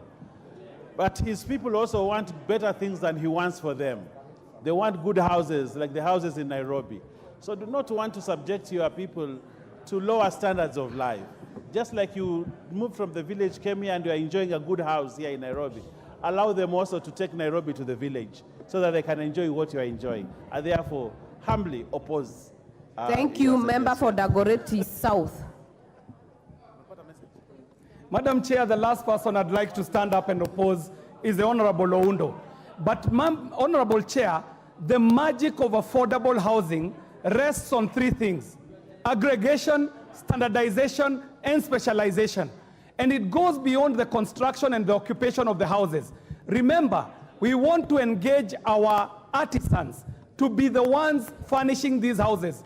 When you get an order for the building of such houses, and you get an order for the entire project, if they are standardized, it means a better delivery by the artisans who shall be doing the work. And in fact, in the pilot that was at Park Road, it was proven that standardization works magic in the delivery of the furnishing, the woodwork, and the fittings, because when they are all standardized, the order is given to an entity that can deliver and earn out of this affordable housing. So it goes beyond the construction and occupation. So, Honorable Oundo, unfortunately, I oppose your amendment. Thank you. Honorable Tongoyo.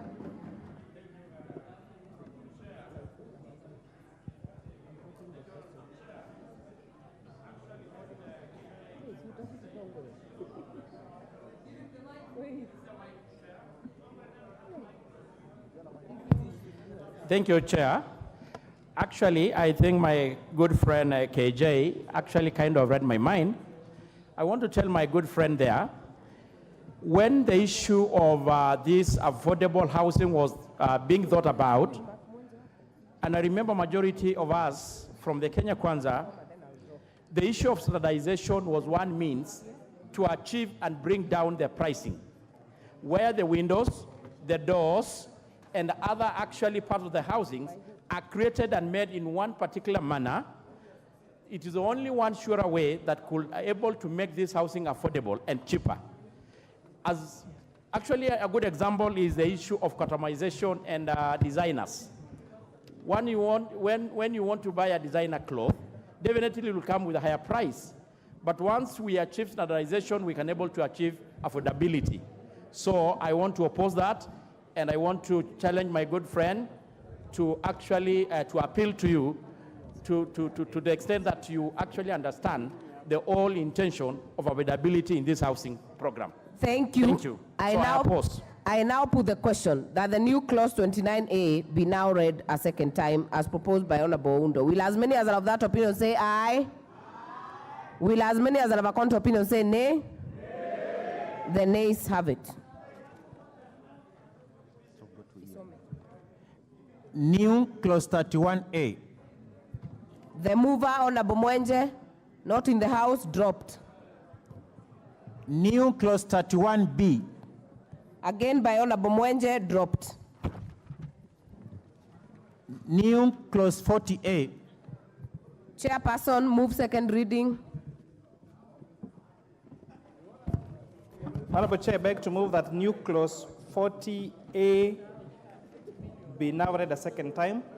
This amendment, Chair, is seeking to provide for the commensurate penalty for misappropriations of funds and assets of the fund, and the bill therefore provides the penalty that is commensurate to the amount of money that may have been misappropriated, to make it impossible or very punitive for anyone who may have intention of misappropriating these funds.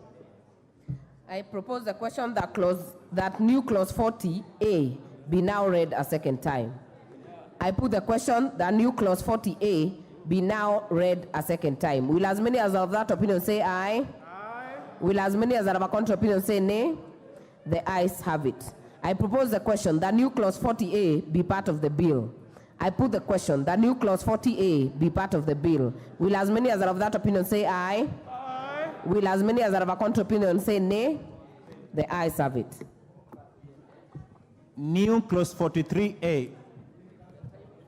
Chairperson to move second reading.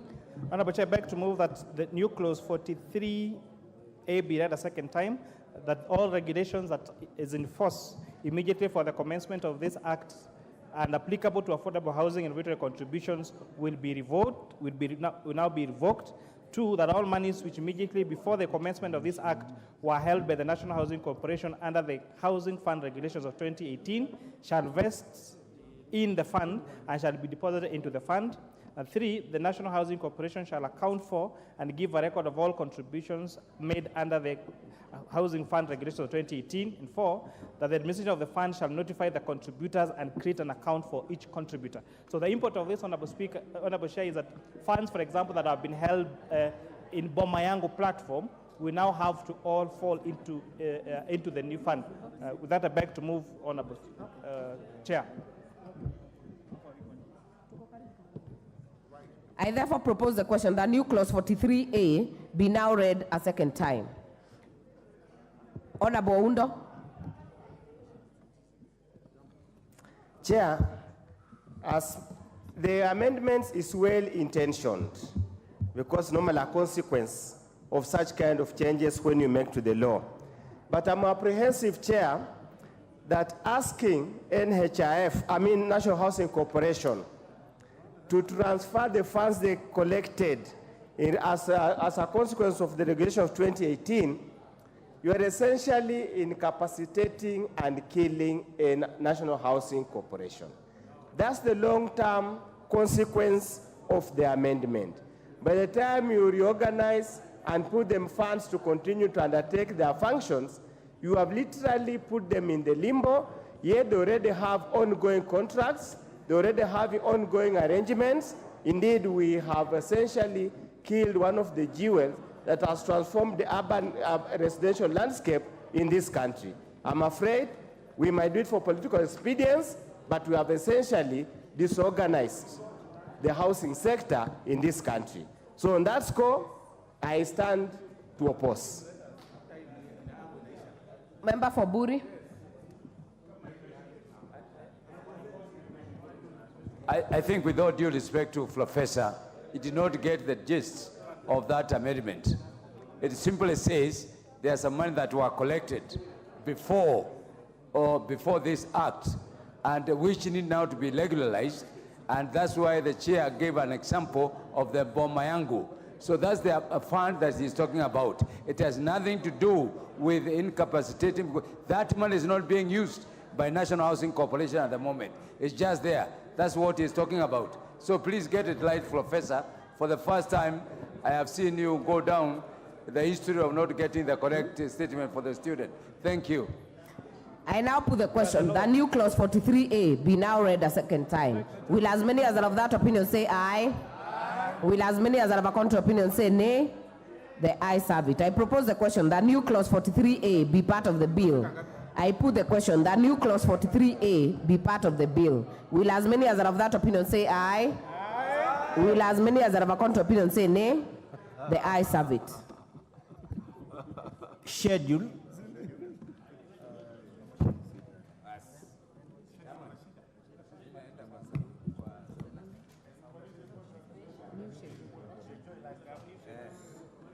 Member for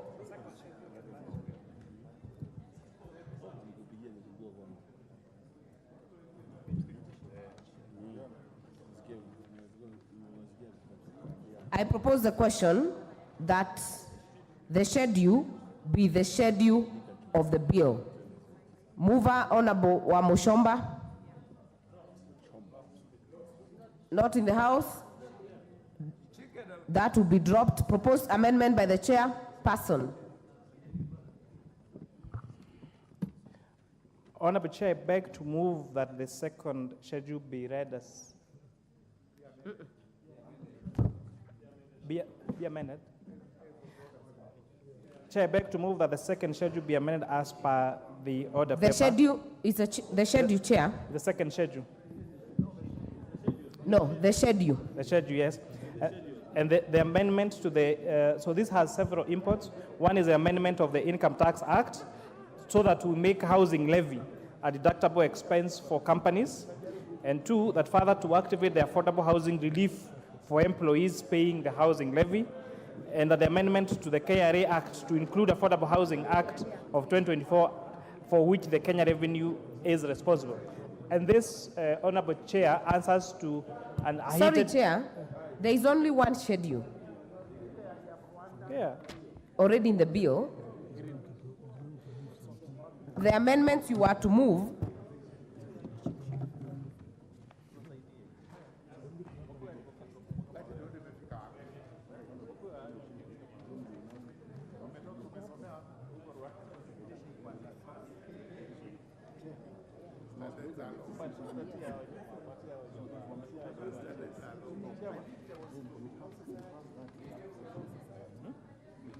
Karibu.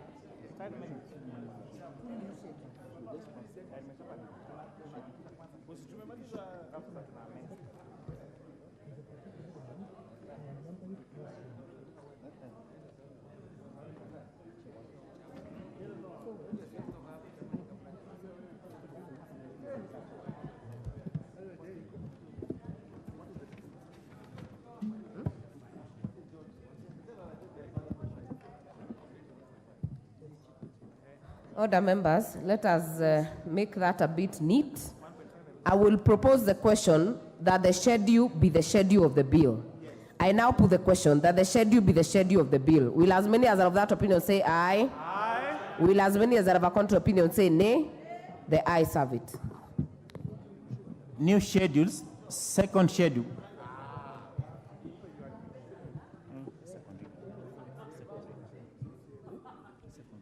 Mover to move second reading of the second schedule.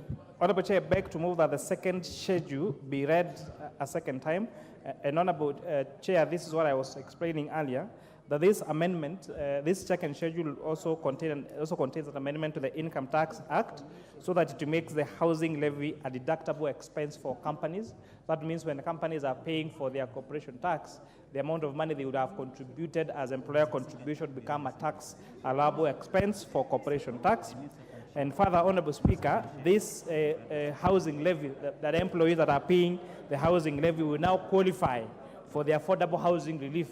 And therefore, this was going to reduce the tax burden that we have on Kenyan payslips. And Honorable Chair, thirdly, that by amending the KRA Act to include the Affordable Housing Act of 2024 is to make Kenya Revenue Authority the authority responsible for the collection of the levy, and to add that to their functions by amending the KRA Act. With that, I beg to move, Honorable Chair. I propose the question that the new second schedule be read a second time. Honorable Member for Marakwet West. Thank you, Madam Chair. Madam Chair, I have read the second schedule. On the first column, it talks of consequential amendment on Section 31B and 31C of the Employment Act number 11 of 2007. Honorable Speaker. Chair, kindly pay attention. Chair. Honorable Speaker, that provision, that is Section 31 of Employment Act. The purpose of this is to repeal Section 31 of the Employment Act of 2007. Honorable Speaker, if you read closely, Section 31 of the Employment Act provides for housing. Honorable Speaker, what it provides, Madam Chair, Section 31 of the Employment Act provides very clearly that an employer is obligated to provide reasonable housing accommodation for its employees near their place of employment. Number two, that an employer is obligated to pay an employee some money for rent, house allowance, or reasonable accommodation. Honorable Speaker, if we repeal this provision, Section 31 of the current Employment Act, it will mean that one, employers who are paid housing allowance, it shall cease forthwith if we repeal that provision. Number two, Chair, it means that mortgages that are given by employers shall cease forthwith.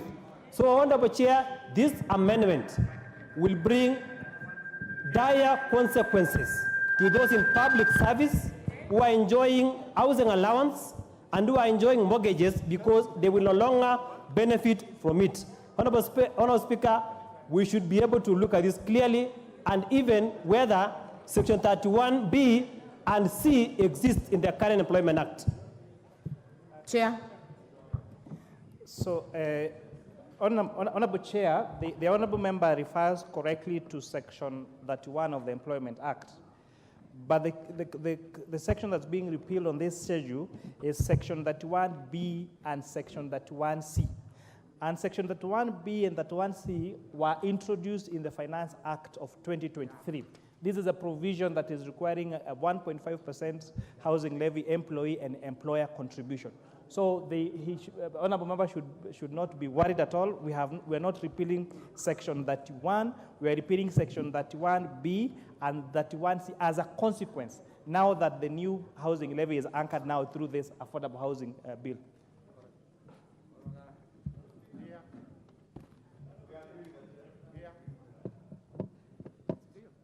Member for Marakwet East. West. Honorable Chair, yeah. With a lot of respect to the Chair of Finance, he is talking of the Finance Act. But if you read this schedule, it talks of the Employment Act number 11, unless there is an amendment in respect to the Finance Act. You know, Chair. We will listen to the members, honorable members. Honorable KK. So, Honorable Chair, with a lot of respect to my friend, the Honorable Member for Marakwet, any piece of legislation introduced, and for example the Finance Act, will amend different acts of Parliament. And one of the acts of parliament that were amended with the Finance Act is the Employment Act. The same way, even this affordable housing bill is amending other sections of the law, for example, the KRA Act, the Employment Act, and other legislation. Yeah, but it is... Honorable Mogaka. Yeah, thank you so much, and I want to support the proposal and explanation given by the Chair of Finance, because indeed Section 31 B and C were a creation of the Finance Act that we passed here in June, and which contain the housing levy, which is now the subject before this House. It is indeed correct that unless Section 31 B and C are amended to be in consonance with the amendments we have done today and that we will pass, we will be leaving as tail two subsections of the Section 31 which will not be operational. So I support the explanation as given by the Chair Housing. Honorable Murugara. Thank you. Thank you, Madam Chair. It's important we actually get it very clear that the first introduction of the housing levy was through an amendment to the Employment Act. This is where we introduced the sections 31 B and C. And if you don't believe it, this was the subject of litigation in courts, when we were told we do not have a good framework of how to deal with the housing fund. Therefore, what we are doing now, having brought in the framework through an amendment, through the enactment of the bill we are dealing with, those amendments in the Finance Act to the Employment Act are obsolete. And that is why the chairman proposes that we actually delete those two. I now put the question that new clause, new second schedule. I now put the question that new second schedule be now read a second time. Will as many as are of that opinion say aye? Aye. Will as many as are of a contrary opinion say nay? The ayes have it. I propose the question that the new second schedule be part of the bill. I now put the question that the new second schedule be part of the bill. Will as many as are of that opinion say aye? Aye. Will as many as are of a contrary opinion say nay? The ayes have it. New third schedule. Chairperson, move second reading. Honorable Chair, I beg to move that the third schedule be now read a second time. Honorable Chair, this provides a list of agencies that will be used for implementing the affordable housing programs, which are the county governments, the National Housing Corporation, the Kenya Slum Upgrading Program, the State Department responsible for matters of affordable housing, the National Social Security Fund, and any other private sector agencies as may be approved by the board. So this Honorable Chair is providing for the legal framework that says even counties could now be allocated money from this fund. The National Housing Corporation, that means the fears that are raised by my good friend Honorable Gadhoni Mushomba and the other colleagues should now take a rest because they are contained in this third schedule. I therefore propose the question that the new third schedule be now read a second time. Majority Leader. Chair, allow me to support. And Honorable Chair, this schedule now caters for many issues that a number of contributors during the second reading raised issues with, especially around the issue of the Kenya Slum Upgrading Program and how we will use the monies raised by the fund to cater for people who will benefit from social housing, especially those who would be catered for under the Kenya Slum Upgrading Program, and also our county governments, the role of our county governments under this program. Now our county governments across the country can be able to access money from this fund to implement their own affordable housing or social housing programs, including something that I know, Honorable Speaker, is very dear to the member for Funyula on housing in our rural areas. And I want to encourage our governors across the country, especially those with very rural constituencies and counties in far-flung districts in this country, to now formulate programs where you can have rural housing that suits the people in those backgrounds, including the people of Turkana County, where I had the member for Turkana Central, I think Honorable Ariko, saying that they do not need housing. You can have rural housing in Turkana that is relevant to the people of Turkana. And I must say, even the member for Githunguri, when she spoke about Kiambori slums during the second reading, Kiambori slums in Kikuyu, they will now be able to upgrade the slum through the Kenya Slum Upgrading Program on low-cost housing using social housing by accessing money from this fund. And I must congratulate the chair of the Housing Committee and Chair Finance for having listened to the people and known what to do to cure that. Thank you. And the committee, Honorable Speaker. Member for Funyula. Chair, just out of ignorance, probably the chair of the committee needs to explain to the nation or to the country, why include National Social Security Fund, yet they also collect a colossal sums of money. What do they do with that money? It needs to explain to the country why include NSSF in the schedule among those agencies that are allowed to implement housing programs, yet the purpose and function of NSSF is for retirement benefit and to secure the old age. Are we creating another avenue for corruption, shift, or swindling public funds? Needs to explain so the country can know. You know, some of these things we hide here so that members of public do not know.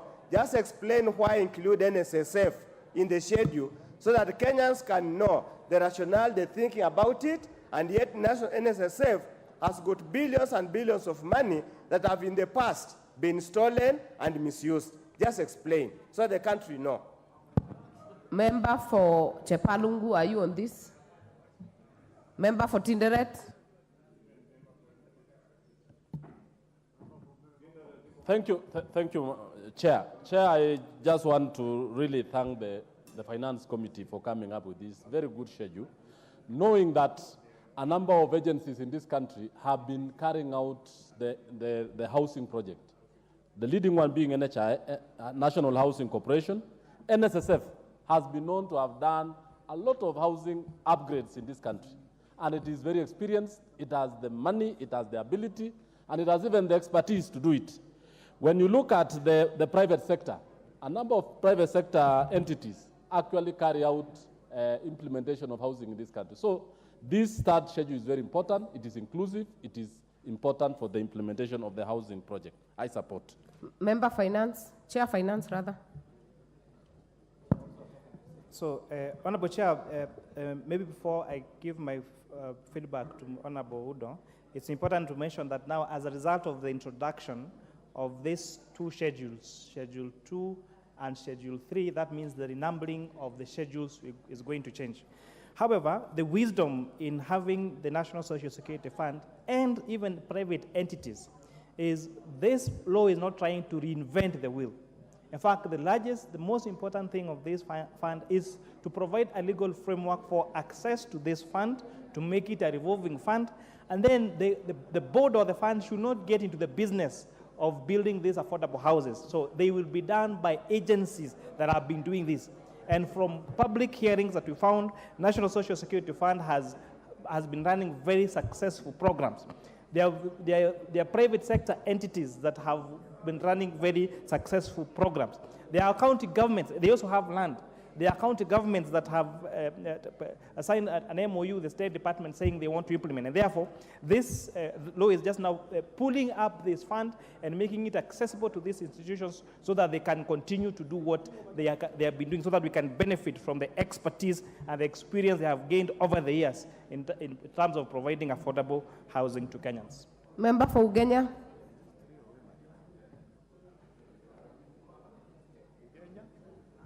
No, thank you so much, Madam Chair. Madam Chair, I wanted to agree with Honorable Owundo on one thing, that this housing levy, this affordable social housing scheme, will rise and fall the discipline with which we implement it. And that's why I agree with his advice to the Chair, that once we pass this, we as a house must ensure that our oversight is lesser focused, that no single cent is lost. Because if you look at how this thing was done in Singapore, or Malaysia for that matter, if you even divided by a single cent, by a single point, you lost your life. You went to jail for the whole of your life. So I want to request those who are listed now in that schedule and those who are going to implement this particular law and its consequences, that we will come for you. And I want to also request all of us in this house, let us not go looking for 2, 3 allocations.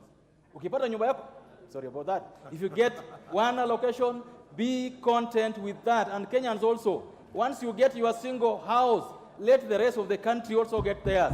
Let's not be greedy and start amassing because we can. Thank you. I now put the question that new third schedule be now read a second time. Will as many as are of that opinion say aye? Aye. Will as many as are of a contrary opinion say nay? The ayes have it. I propose the question that the new third schedule be part of the bill. I put the question that the new third schedule be part of the bill. Will as many as are of that opinion say aye? Aye. Will as many as are of a contrary opinion say nay? The ayes have it. Clause 2. I propose the question that clause 2 be part of the bill. Chairperson, you have proposed amendments. Honorable Chair, I beg to move that clause 2 be amended as per the order paper. And this, Honorable Chair, is to remove the discretion of the Cabinet Secretary to appoint another collector other than the Kenya Revenue Authority. And this also amendment on clause 2 is also providing for definition of institutional housing. I therefore propose the question that clause 2 be amended as proposed by the chair. I now put the question that clause 2 be amended as proposed by the chair.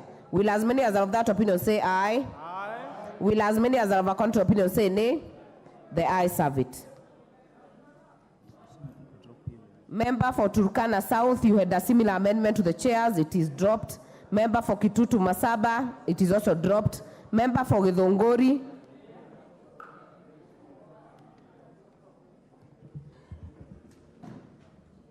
Honorable Chair, my amendment dropped. Thank you. Member for Madare, not in the House, amendment dropped. Member for Funyula. Chair, I propose to amend the definition of affordable housing as provided in the bill, and the definition, Honorable Chair, is to align the definition of affordable housing as provided for the National Sessional Paper or National Housing Policy of 2003, and to align with international best practices, UN Habitat and the rest, on how we define affordable housing. And Honorable Speaker, for avoidance of doubt, therefore people of Sabah, that we get very clear, I'm proposing we replace and say affordable housing means housing that comprises a minimum 2 habitable rooms, separate cooking area, and sanitary facilities, and whose cost of acquisition or market rent payable is not more than 10 times the annual income or 30% of monthly income of the residents in the county in which the housing is to be constructed.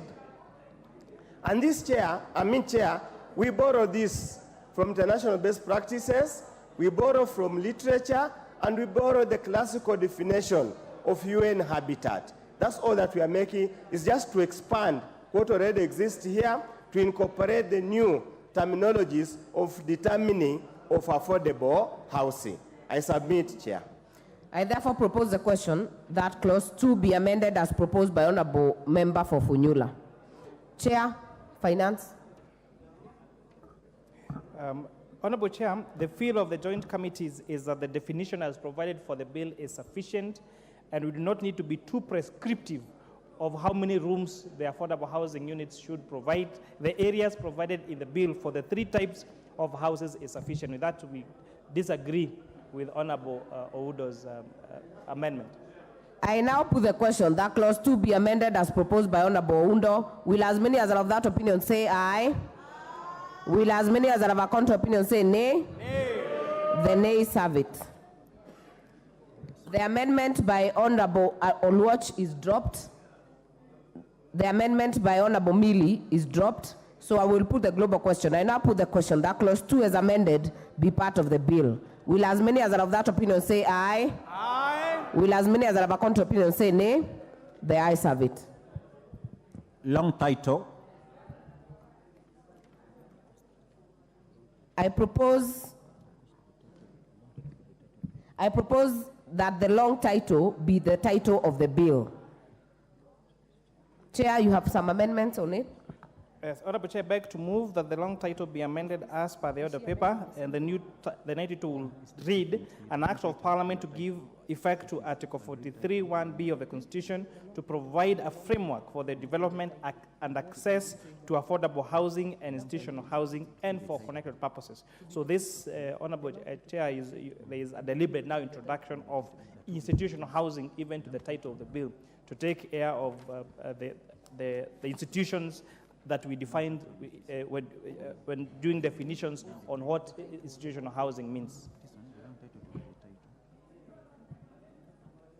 I therefore propose the question that the long title be amended as proposed by the chair.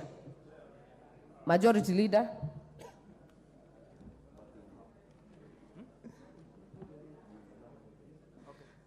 Thank you, Honorable Speaker.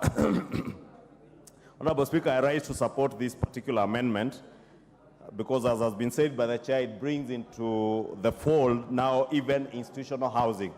And Honorable Chair, since I had prosecuted the case for institutional housing, I would only have wished the Housing Committee and the Finance Committee had considered in the long title to consider something to do with job creation or employment creation as part of this, this long title, Honorable Speaker.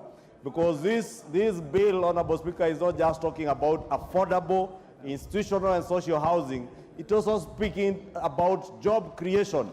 Honorable Speaker, how I wish the chair and the committee had considered to be ingenious in how they will bring in the question of wealth creation, the creation of new home owners, and of course, the value addition that will come with manufacturing, Honorable Speaker, especially in manufacturing around the implements or inputs into the housing projects. But more importantly, Honorable Speaker, is the agenda of job creation.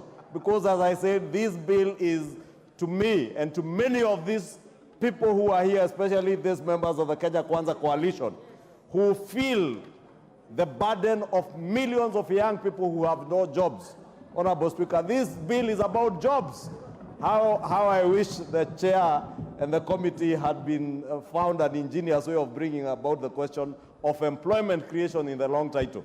Honorable Speaker, may I re-emphasize this bill has a lot to do with jobs and creation of employment.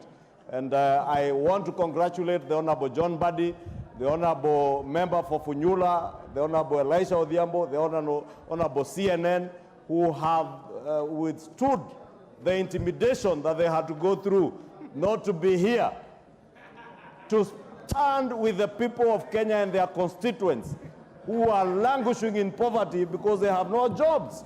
And they have, especially the member for Funyula, and the Honorable Professor Nyikal, who has even moved amendments that touch on this bill, because this is what legislators should be doing. It is better to be here to legislate than running away like cowards, Honorable Speaker. And I thank the chair and I support. Chair. Honorable Chair, the sentiments by the Majority Leader are very welcome. However, we did not feel the need to include that in the title because new clause 29F actually expressly provides that the construction, the development of the affordable housing units must ensure that they source labor locally, that they must make sure that they source materials locally. When we went to Vihiga during public hearings, Honorable Speaker, the people of Vihiga told us they have bricks that are locally available there. And so they do not want those houses to be built in Vihiga using machine-cut stones that are not available in the community. They want those locally available materials to be used. We have also expressly provided in 29FC For students who are in vocational training colleges, in polytechnics, we now have an opportunity to get internship and attachment opportunities in this project. And therefore, that is why we do not feel the need to provide that in the long title. I now put the question that the long title be amended as proposed by the chair. Will as many as are of that opinion say aye? Aye. Will as many as are of a contrary opinion say nay? The ayes have it. I now put the question that the long title as amended be part of the bill. Will as many as are of that opinion say aye? Aye. Will as many as are of a contrary opinion say nay? The ayes have it. Title. I propose the question that the title be the title of the bill. There is an amendment by Honorable Mushomba. Majority Leader is distracting me. Chair, please send away the Majority Leader, Kimani Ichung'wah, from my desk. He's the one who is distracting me, so I have lost. I couldn't see him there. I was wondering whether. I am here, and I'm just wondering whether we are doing the same business with Kimani Ichung'wah, Majority Leader, who is always coming to my desk. Members. He is coming to my desk to disrupt me. Order wa Mushomba, move your amendment. Move your amendment. He came here with an intention to disrupt me. Order, Honorable Mushomba. You either move the amendment or drop it. Let me drop it because I was not following the procedure. Thank you. Thank you. I therefore will move the title. I will move that the title be the title of the bill. I put the question that the title be the title of the bill. Will as many as are of that opinion say aye? Aye. Will as many as are of a contrary opinion say nay? The ayes have it. Clause 1. I propose the question that clause 1 be part of the bill. I now put the question that clause 1 be part of the bill. Will as many as are of that opinion say aye? Aye. Will as many as are of a contrary opinion say nay? The ayes have it.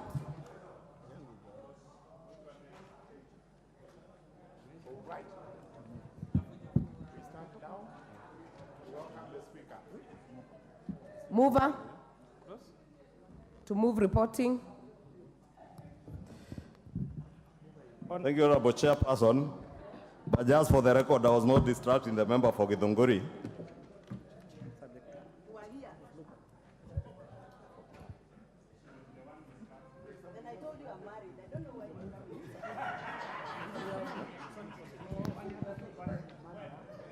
He came here and I told him I'm married, so let him stay at his desk. Honorable Chairperson, I don't know who has the mic, Honorable Chairperson, because I hear the member for Githunguri. I know she has a penchant for me, but I am not interested, Honorable Speaker. Honorable Kimani Ichung'wah and Honorable Mushomba, please spare us the theatrics. Move the reporting. Honorable Chairperson, I beg to move that the committee do report to the House its consideration of the Affordable Housing Bill, National Assembly Bill number 75 of 2023, and its approval thereof with amendments. Honorable members, I put the question, which is that the committee do report to the House its consideration of the Affordable Housing Bill, National Assembly Bill number 75 of 2023, and its approval thereof with amendments. As many as are of that opinion say aye. As many as are of a contrary opinion say nay. The ayes have it.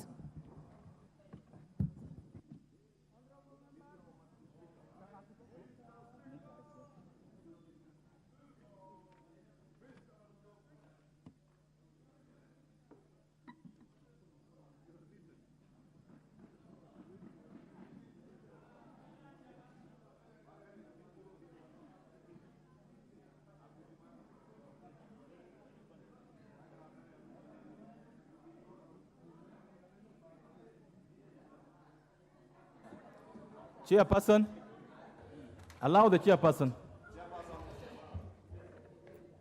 Honorable Speaker, I beg to report that the Committee of the Whole House has considered the Affordable Housing Bill, National Assembly Bill number 75 of 2023, and approved the same with amendments.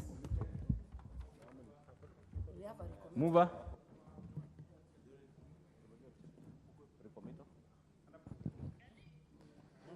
Honorable Speaker,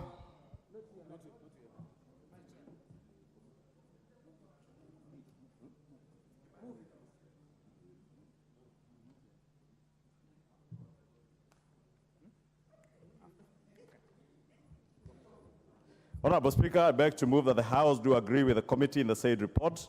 I also request Honorable Owen Bayer, the Deputy Leader of Majority and member for Kilifi North, to second the motion for agreement with the report of the Committee of the Whole House. Honorable Speaker, I second this for agreement, and I would like to say that this is a very important piece of legislation that will move this country forward, and therefore I would like to ask every member that wishes this country well, that this country moves forward, that we create jobs, that we create wealth for our young people, and that we modernize this country, that we support this very important piece of legislation. I beg to move. I beg to support. Second. Thank you, Chair, Committee. Sorry, just a minute. That's it. I propose the question, which is that the House do agree with the committee in the said report. Now let the chair have a chance. Say something. Honorable Speaker, I beg to move that the motion for agreement with the report of the Committee of the Whole be amended by inserting the words subject to recommittal of clause 41. And I will request Honorable Jerry, the County MP for Kirinyaga, to second.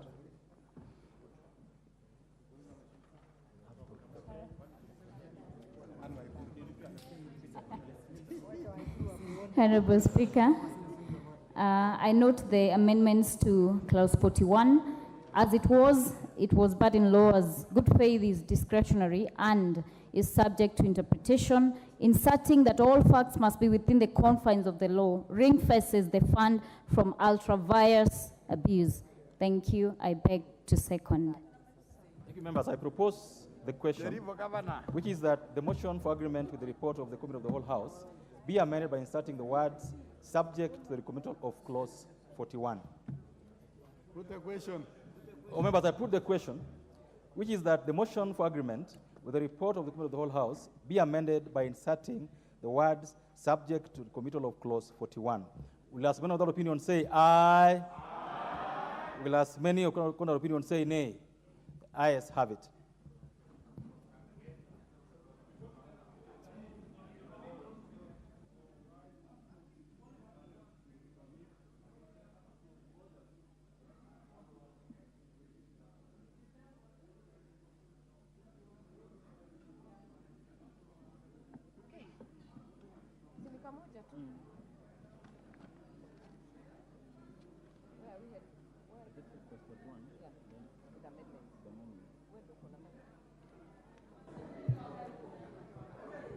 Clause 41.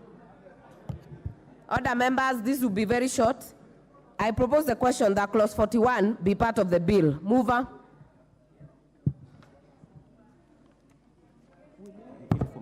Honorable Chair, I beg to move that clause 41 be amended as per the order paper. Honorable Chair, clause 41 reads that no matter of thing done by any person under this act shall, if the matter of thing is done in good faith, render that person personally liable to any action, claim, or demand whatsoever. We are amending that to include that that particular person would have to act in accordance with the law. So we want to amend the ambiguity so that even when they give that information in good faith, there must be in accordance with the law. And I would really like to thank Honorable Njeri, the County MP for Kirinyaga, for pointing this out and making sure that we adopt it in our amendments. All right, I propose the question that clause 41 be amended as proposed by the chair.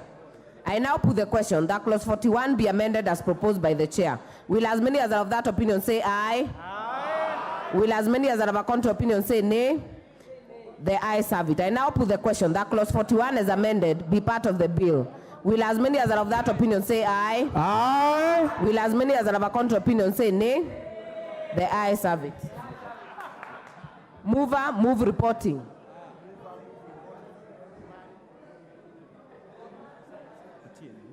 Majority Leader.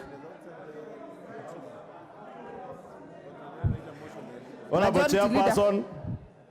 I beg to move that the committee do report to the House its consideration of the Affordable Housing Bill, National Assembly Bill number 75 of 2023, and its approval thereof with amendments.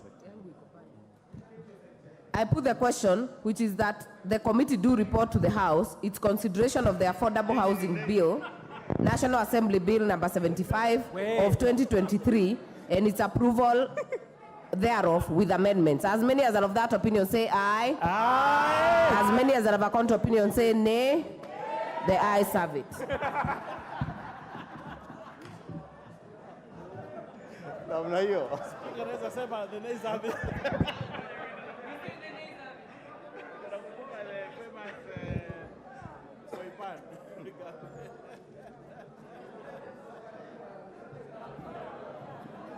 Honourable members, you may take your seats. Minority side, take your seats. Order, members, order. Chairperson. Chairperson. Honorable Speaker, I beg to report that the Committee of the Whole House has considered the Affordable Housing Bill, National Assembly Bill number 75 of 2023 and approved the same with amendments. Thank you. The mover. Mover, Majority Leader. Honorable Speaker, I beg to move that the House do agree with the committee in the said report. I also request Honorable Betty Minor to second the motion for agreement with the report of the Committee of the Whole House. Honorable Betty Minor. I second. From where I'm seated as the minority leader, I second the bill. Of course you are not. Because you are not. Honourable members, I propose the question, which is that the House do agree with the committee in the said report. Put the question. Is it the House that put the question? Yes. Members, I put the question, which is that the House do agree with the committee in the said report. Will as many other opinions say aye? Aye. Will as many other opinions say nay? Ayes have it. Mover.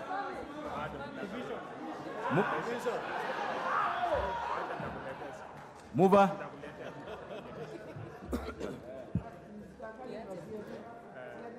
Honorable Speaker, I beg to move that the Affordable Housing Bill, National Assembly Bill number 75 of 2023, be now read a third time. Honorable Speaker, before I call the Honorable Hillary to second, allow me to take this opportunity, Honorable Speaker, to thank all these members, including those seated on the minority side, for their very active participation, even those who are belatedly calling for division like the Honorable CNN. And this is the true spirit of democracy, that often the majority will have their way and the minority will always have their say. And today we have seen that democracy being exercised in this House, that the majority of members of parliament who believe that this is an important agenda for our country, the majority of members who believe that we are dealing with a time bomb of millions of our youth who are unemployed, sitting through this sitting, Honorable Speaker, and even with the support of a few within the minority.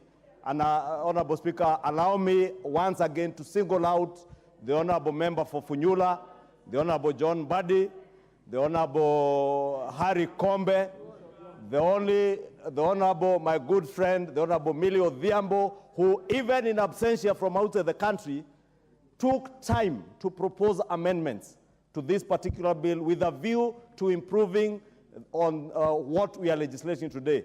Honorable Speaker, the members like the Honorable Professor Nyikal, who is a very diligent member of this House, the Honorable Haro, who has taken time together with his Muslim brothers and sisters to make sure that there are amendments that ensures that this bill captures the spirit of the Sharia law, that even as we charge interest, we do not offend our Muslim brothers and sisters as they prepare for the holy month of Ramadan. Let me congratulate the Honorable Haro and the other many Muslim brothers and sisters who are here today, who have taken their time. Honorable Speaker, again, as has been said in the past, Honorable Speaker, we are a House, Honorable Speaker, we are a House that debates and considers all matters that are of concern to the people of Kenya. Honorable Speaker, as an administration, where's your card? Because I'm trying to get to see your card. Where's your card?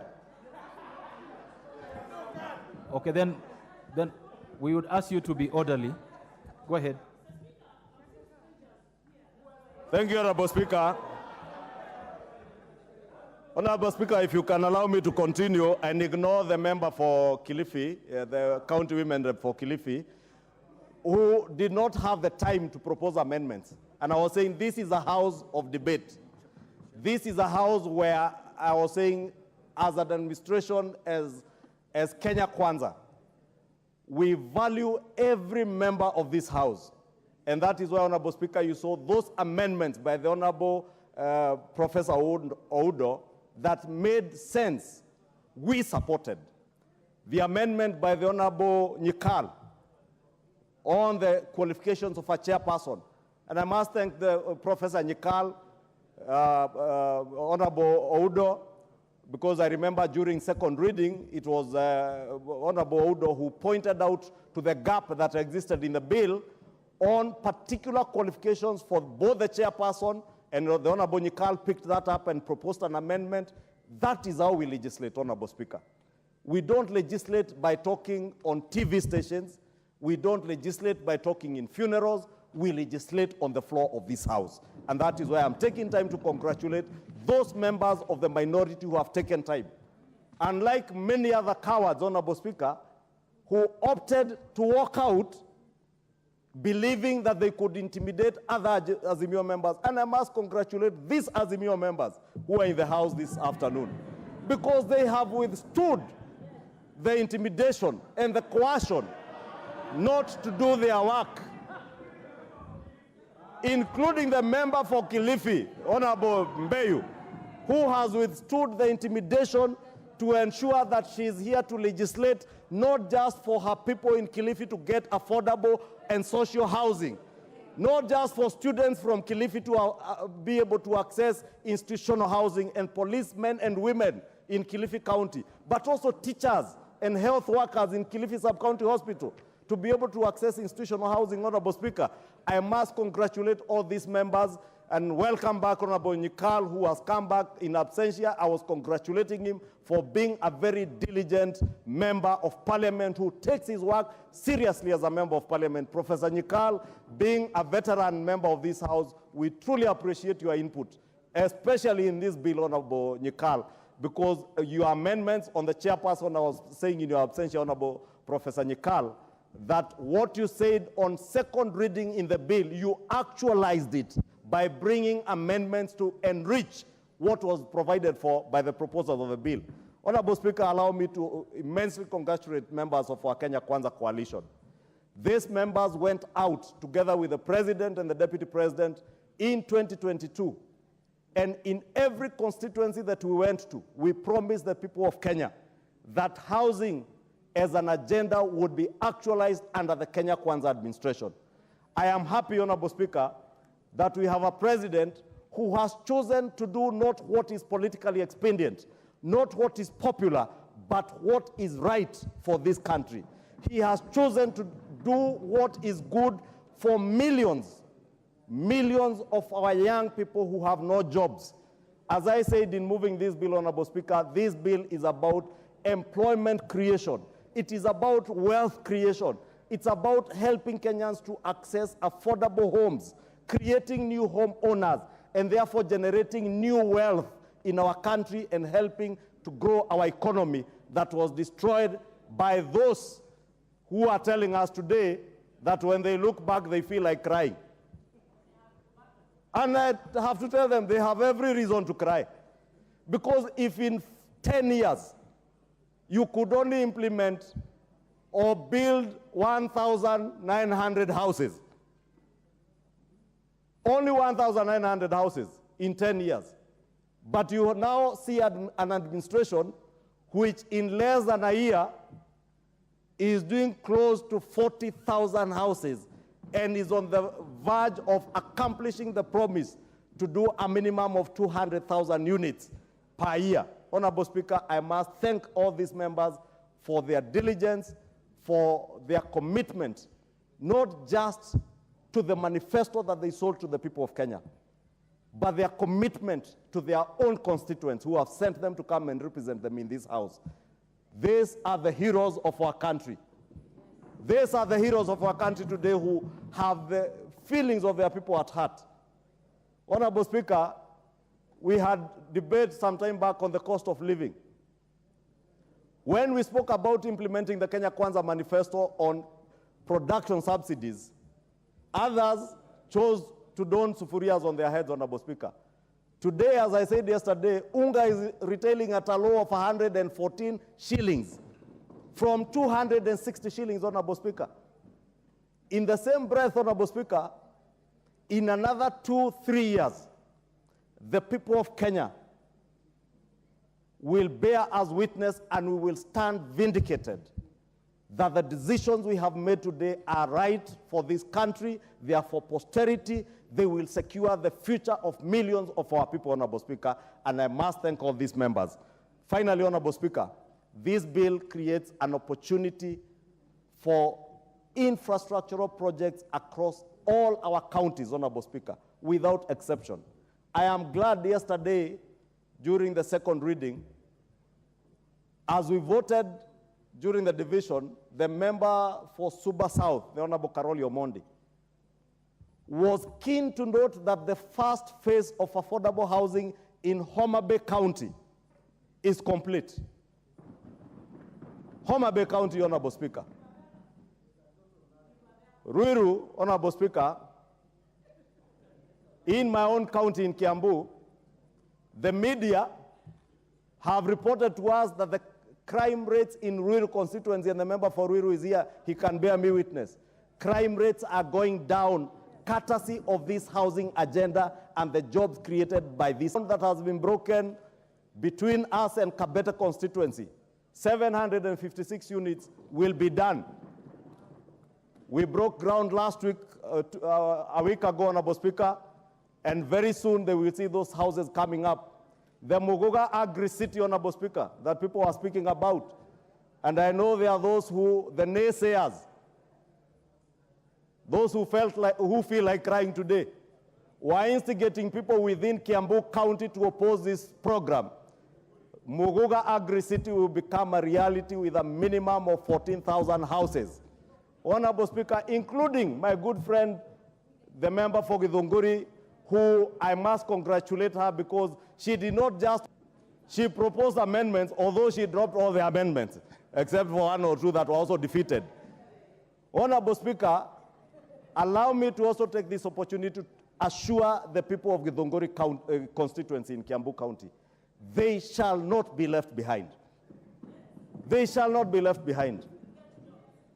And I must again thank the Honorable Kagoa Lydia, who has helped us in Githunguri constituency to identify land to build over 2,000 housing units that will also incorporate a cultural center for the Mau Mau freedom fighters who fought for our independence and for our land, Honorable Speaker. The people of Githunguri shall not and will never be left behind on account of the retrogressive politics that you may find elsewhere, Honorable Speaker. We shall carry everybody aboard, whether it is Homa Bay, whether it is Kikuyu, whether it is Karachuonyo, whether it is Turkana Central, even the people of Nandi. And I must thank the Honorable Joses for his diligence to ensure that the people of Nandi benefit. Honorable Speaker, with those very many remarks, I wish to request the Honorable Hilary Kosgei, my member of parliament in other quarters, member for Kipkolion West, my ancestral home, to now second. Thank you. No, before you second. The Honorable Muchomba, 1 minute. It is out of order. Is it in order, Mr. Speaker, for the Honorable Kimani Ichung'wah to mention my name in congratulating me for having put amendments throughout this process? And then I sit with lies that I have dropped all the amendments, yet it is in record that I have not dropped all the amendments. It is not right. This is an honorable house where we speak the truth. And the truth is backed by facts. And the Hansard is there, showing that my amendments, not all of them have been dropped. Is it in order for the honorable majority leader, a leader we respect from Kiambu County, and even in this house, the member that we give a lot of respect for being the majority leader and a senior member in this house, to put things that are not factual and true on the floor of the house? Thank you. And worst of all, to attack a woman leader like myself. Thank you. Thank you. Thank you. The Honorable Mbadi, what is out of order? Mr. Speaker, the last time I checked, our standing orders were still relevant. And I don't know why this House is encouraging and allowing the majority leader to disparage other colleagues.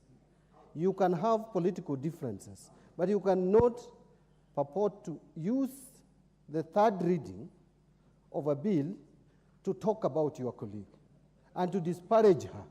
It is in bad taste. It is wrong. You cannot use your privilege as majority leader, Mr. Speaker. Mr. Speaker, I'm on a point of order. You are majority leader and you don't even know the rules. Go ahead, Honorable Mbadi. Go ahead. Go Pardon? ahead. Go ahead with your point of order. Mr. Speaker, if you listen to majority leader speak, she's continuously referring to the constituency of another MP. Close to discussing that member of parliament in the House. You came to parliament the other day, my friend. You can't teach me points of order. You came to parliament the other day. Whether elected, you came the other day. I've been elected 3 times. So you keep quiet when I'm speaking, you get your opportunity. Honorable Mbadi. Stop heckling. Order. If Order. majority is heckling. Majority and majority whip. Order. Order, members. Order. Don't the majority whip and don't the majority leader. Order. Order. Honorable Mbadi will go on and finish your point of order so that you proceed. Mr. Speaker, we can't have. Could you proceed and finish your point of order?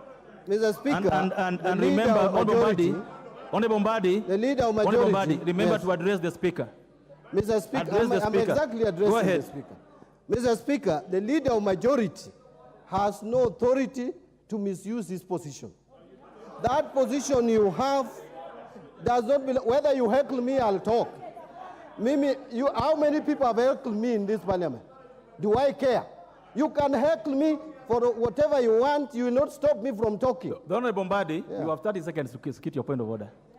Mr. Speaker, the majority leader is out of order, discussing Gathoni Wamachomba in this House and her constituency. She represents that constituency by right. She was voted.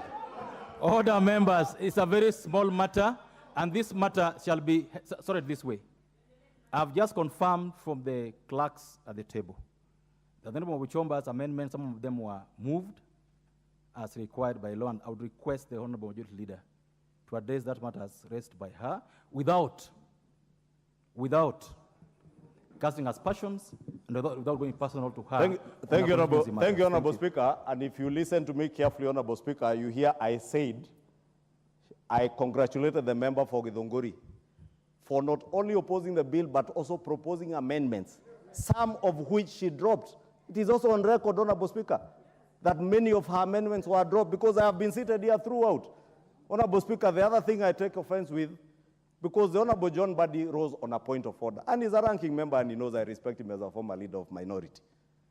But he cannot rise on a point of order claiming that I am disparaging a member for stating a matter that is a matter of fact, then use the same opportunity to attempt to lecture my deputy leader of majority that he came to parliament the other day. The deputy leader of majority and member for Kilifi South was duly elected by the people of Kilifi South now for a second term. And he was not brought here by anybody, he was brought here by the people of Kilifi South. Unlike John Mbadi, who was nominated by his own party, having failed as a governor. You cannot disparage an elected member of parliament when you are nominated on account of having failed as a governor. We let the matter lie there, members. I will now call upon the room Hillary to second the motion.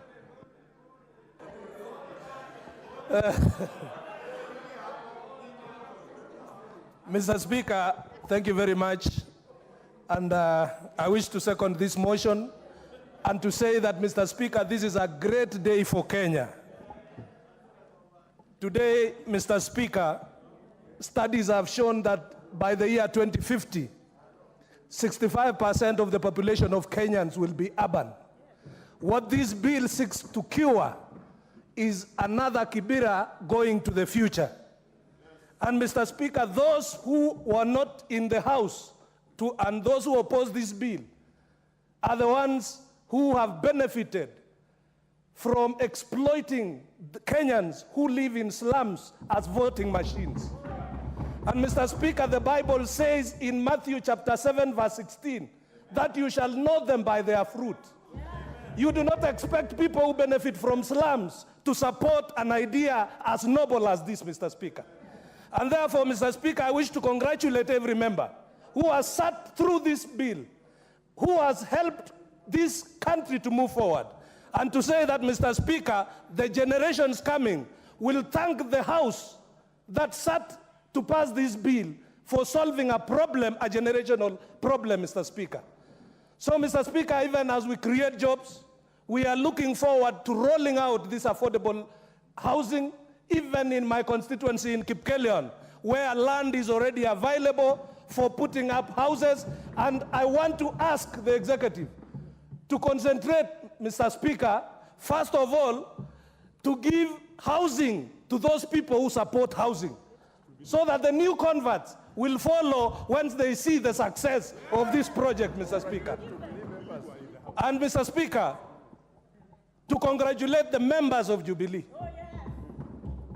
for standing with the people of Kenya to pass this important bill, and to say, Mr. Speaker, that Kenya will never remain the same. And to thank the President of the Republic of Kenya for scoring many firsts, giving Kenyans affordable fertilizer, where we got a bumper harvest. Majority Speaker has alluded to the fact that unga today is retailing for between 110 and 140. And 110 and 114.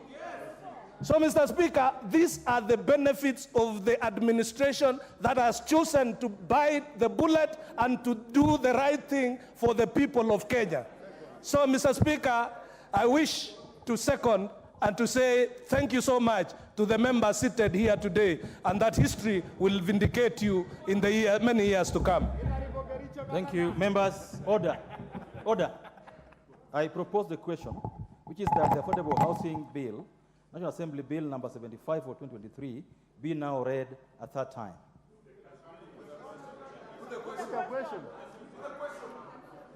Is it the mood that I put the question? Yes. Thank you. I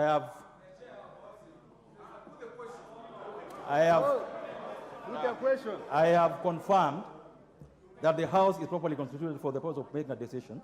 And I therefore put the question, which is that the Affordable Housing Bill, National Assembly Bill number 75 for 2023, be now read a third time.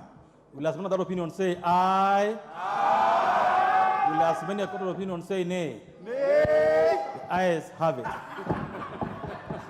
Members, I want to thank you so much for your patience this afternoon. And go ahead.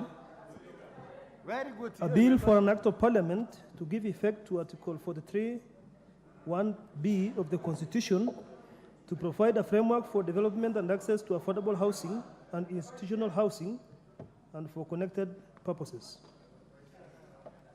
Members, the decision has been made already. We've just completed that process, and the bill has now been read a third time. Allow me to thank all of you for your patience and being in the House for this momentous task, and thank the Honorable Martha Wangari for her time in this very difficult bill. Next order. Order number 12, motion, report of the National Dialogue Committee, resumption of debate.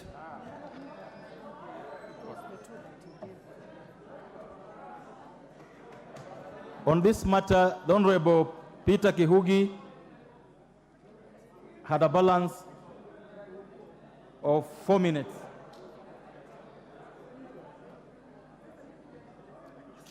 The Honorable Kihugi.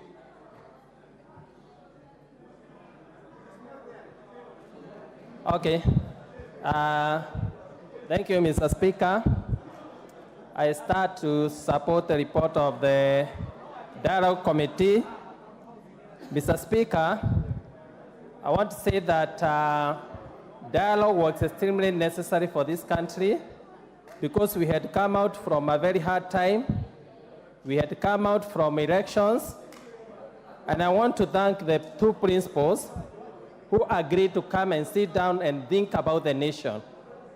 Mr. Speaker, we support the issues that are raised by the Dialogue Committee, the issue of entrenching the CDF fund in the Constitution, the issue of considering the World Development Fund, especially also the issue of increasing the equitable revenue share for counties from 15% to 20%.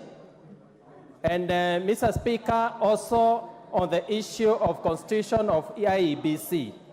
IEBC is extremely critical, whereby we come up to a consensus so that we may continue to improve on its performance. Mr. Speaker, one thing I can say is that we have continued to improve on IEBC because most of the issues that have been raised mostly are on the presidential. But when you come to the lower levels where the MCA, the MP, the senator, the governor, we are almost perfecting. And if we come good on this issue, we will be able to perform well on IEBC. Mr. Speaker, my issue is on the annexes. The annexes on the amendment of the Constitution. There is somewhere there is an amendment of the term of the member of parliament and the term for the senator, whereby in the amendment, in the annexes, they have said that the senator should go for 7 years and the member of parliament remain at 5 years. Mr. Speaker, that's an issue. I know it can bring contention or division maybe among its members, and I wish the committee should consider on that amendment, whereby the senators have been considered for 7 years. That is allowed amendment Article 105, 102, 103, 105, whereby senators have been considered for 7 years. That, Mr. Speaker, is an issue I know can bring issue on the issue of the dialogue.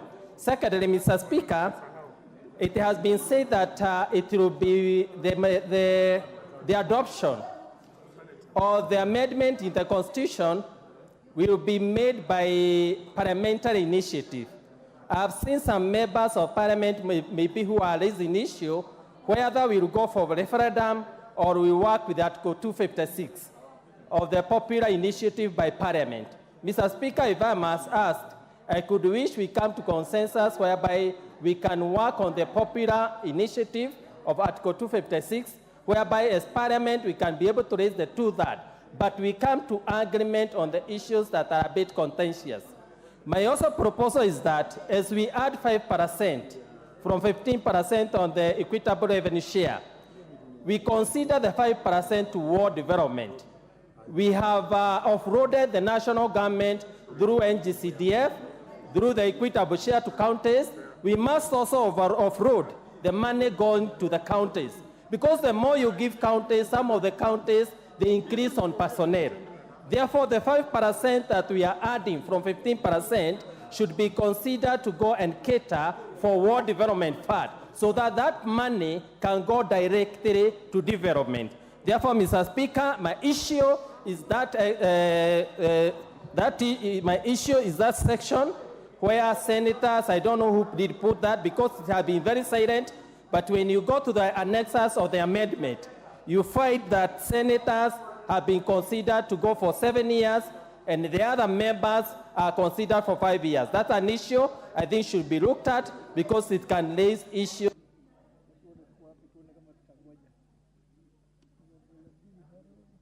The Honorable Wanjiku Muhia. The Honorable John Namoit. Members who don't, the Honorable John Namoit. I have a dashboard that I look at, so I will follow it. The next is the Honorable Beatrice Elachi.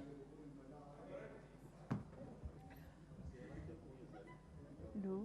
Thank you, Mr. Speaker. Mr. Speaker, I also rise, Mr. Speaker, to speak on this report, to appreciate the committee, to appreciate indeed the President and the Prime Minister for agreeing that a country is more, better, more beyond each one of us. And therefore, Mr. Speaker, as I start, I would want us to really appreciate that even women in this country are Kenyans who came.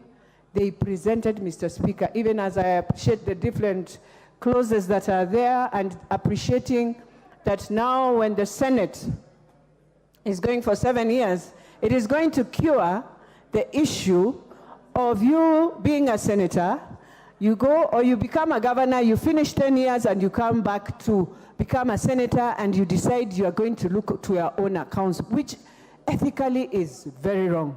But Mr. Speaker, I want to speak on the issue of the 2/3 gender rule and to appreciate what the majority leader said and what the minority leader said, Mr. Speaker, in supporting and ensuring by principle that indeed in the NADCO report, they picked and they recommended, indeed, we shall achieve the 2/3 gender rule. But Mr. Speaker, we have to come out of the confusion that we have put. When you look at the report, Mr. Speaker, in the intro, it is very clear we presented to Bomas our recommendations. Thereafter, Mr. Speaker, we had different groups that came in, and you realize the multisectoral also came in, and their presentation was based on the formula. And therefore, by principle, we are saying this House, the 13th Parliament, based on the goodwill of the President, we shall achieve the 2/3. Mr. Speaker, what I want to plead with this House, that indeed, if the report of the multisectoral that deals with the formula is presented in this House, procedurally we must adapt, since we have not seen the other reports of how we are going to ensure the 7 years work, how we are going to ensure the MCS fund comes in, how we are going to ensure IBC is established, and therefore, even as the women, I am pleading with the leadership, I am pleading with the country, I am pleading to the President, to the Prime Minister, that when our report comes on the floor of this House, we shall adapt and adapt it as one report with the NADCO report. Mr. Speaker, all these confusions, oh, we are told women are under the bus, we want to say the report is very clear. Article 463, 464 explains very clear what the committee said and what we need to adapt. And therefore, all I am pleading is to ensure, Mr. Speaker, this matter of the 2/3 gender rule. I am pleading with the National Assembly members that we can work as a team and ensure we pass it. And therefore, I am requesting the ministry to ensure they bring in the report so that we can look at the formula and adapt the formula, Mr. Speaker. I also want to thank every man, every champion who has stood on this agenda, Mr. Speaker. Mr. Speaker, as I finalize, the most important thing is that when JLAC will be bringing all the, I'll call it omnibus, of all these other proposals that are there, the proposal of 2/3 will be part of it. And therefore, Mr. Speaker, we should not allow again to go back to the days when we are saying, now again the 2/3 will come alone, it will be a standalone. We are saying and we are pleading by procedure, based on what the majority leader and the minority leader agreed, we can agree as a House, support, and I believe the National Assembly will indeed make women of this country know that we are one. We are there to walk a journey together to see the development of our country. Mr. Speaker, it is very sad when women are told in this country that we will have a balloon budget or they will do. Is it only the women? Why is it is so easy to give 7 years to the Senate, as much as I'm supporting that proposal, that it is so difficult to agree on this proposal? For me, by principle, I know it is in the report. And therefore, it will be very unfortunate that we can come and start now speaking on different tongues on this report, on this issue of two-thirds gender, when the president was very clear that this will be his, indeed, achievement for the women of Kenya. Therefore, Mr. Speaker, I support and plead that we really need to appreciate when the report comes. Thank you, Mr. Speaker. Thank you. Member for the Grouchy South. Mr. Speaker, I thank you. And I want to take this opportunity to first thank the wisdom of the President and the leader of opposition, the former Prime Minister, in finding the wisdom to have the country cool down the temperatures and sit on the table and have a conversation about the posterity of this nation. Mr. Speaker, the wise people tell us that when the debate is lost, that is when the arguments set in, and that is when violence sets in. But we are civilized people, Mr. Speaker, so that Kenya as a country is able to prosecute the matters that we find to be a thorn in the flesh in a decent way. And the National Dialogue Committee presented such a case. Mr. Speaker, I also have to thank the leadership of the Leader of Majority, the Honorable Kimani Ichung'wah, and the leader of the Wiper Party for steering the ship to a stage where we have a report before us and we are able to debate it before this House.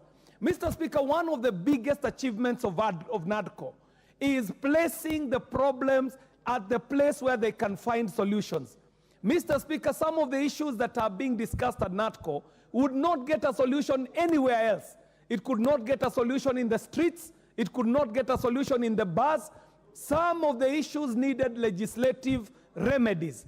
And the only house tasked with the responsibility of the legislation is the House of Parliament.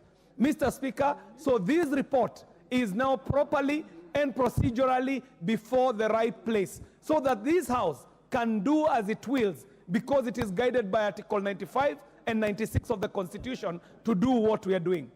Mr. Speaker, we are just coming out of the third reading of the housing bill, Mr. Speaker. And you remember that the housing as an issue came up in these NADCO negotiations. And there was a push and pull about housing. But Mr. Speaker, without going into the details that we have canvassed this afternoon, it is important to see how our deliberations this afternoon were well informed by what was conversed during the NADCO negotiations. But most importantly, Mr. Speaker, NADCO gives us an opportunity, unlike the previous commissions that have been held in this country. Mr. Speaker, we have had the Ndongo Land report. We have had the Kriegler report. We have had the Truth and Justice and Reconciliation report. Mr. Speaker, these are reports that are gathering dust because we as Kenyans, at that point, we did not have the courage to face the devils that have been bedeviled this country for decades, Mr. Speaker. Mr. Speaker, it was during the BBI debate in this House that I said that if we had implemented the Ndongo Land report, if we had implemented the recommendations by Kriegler, if we had implemented the report called the Truth, Justice and Reconciliation report, Mr. Speaker, we would not have needed BBI, because the issues about land that are being canvassed, that had become an historical issue, had been canvassed in the Ndongo Land report. The issues of historical injustices have been canvassed by TRJRC. The issues about election injustices were in the Kriegler report. So, Mr. Speaker, we as a generation now have an opportunity through this NADCO report to make things right, Mr. Speaker.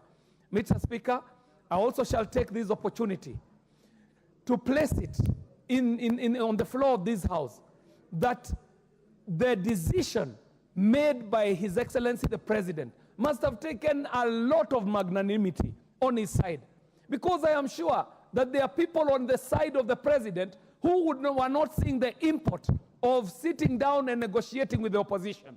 There must have been people who are breathing fire to the leader of opposition the very esteemed Prime Minister Raila Amolo Odinga, saying to him that he should not sit down with opponents. But because of their wisdom, Mr. Speaker, we now have a report before us.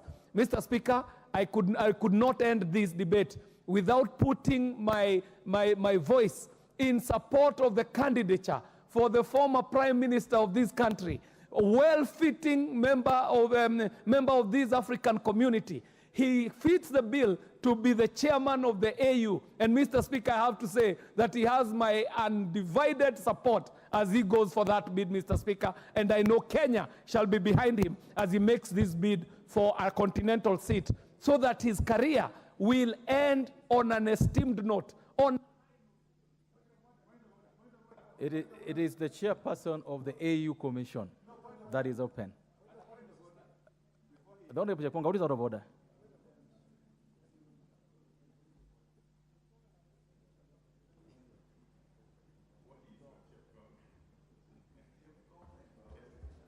Thank you very much, Mr. Speaker. You know, I am the Mr. Point of Order in this House. I rise pursuant to Standing Order number 83. Mr. Speaker, and you must not allow anybody, particularly in the group that started with me the 11th Parliament, like the Honorable Opio and I, my very good friend, you should never allow them to stand on no point of order. In fact, Standing Order 83... What is out of order? It's out of order, Mr. Speaker. What is out of order? No, in fact, I'm just reporting that... Okay, Mr. Point of Order, what is out of order? Mr. Point of Order, Mr. Speaker, sir, I have a problem with my gadget here. I have been pressing it, it keeps switching off. I don't know whether it doesn't like me.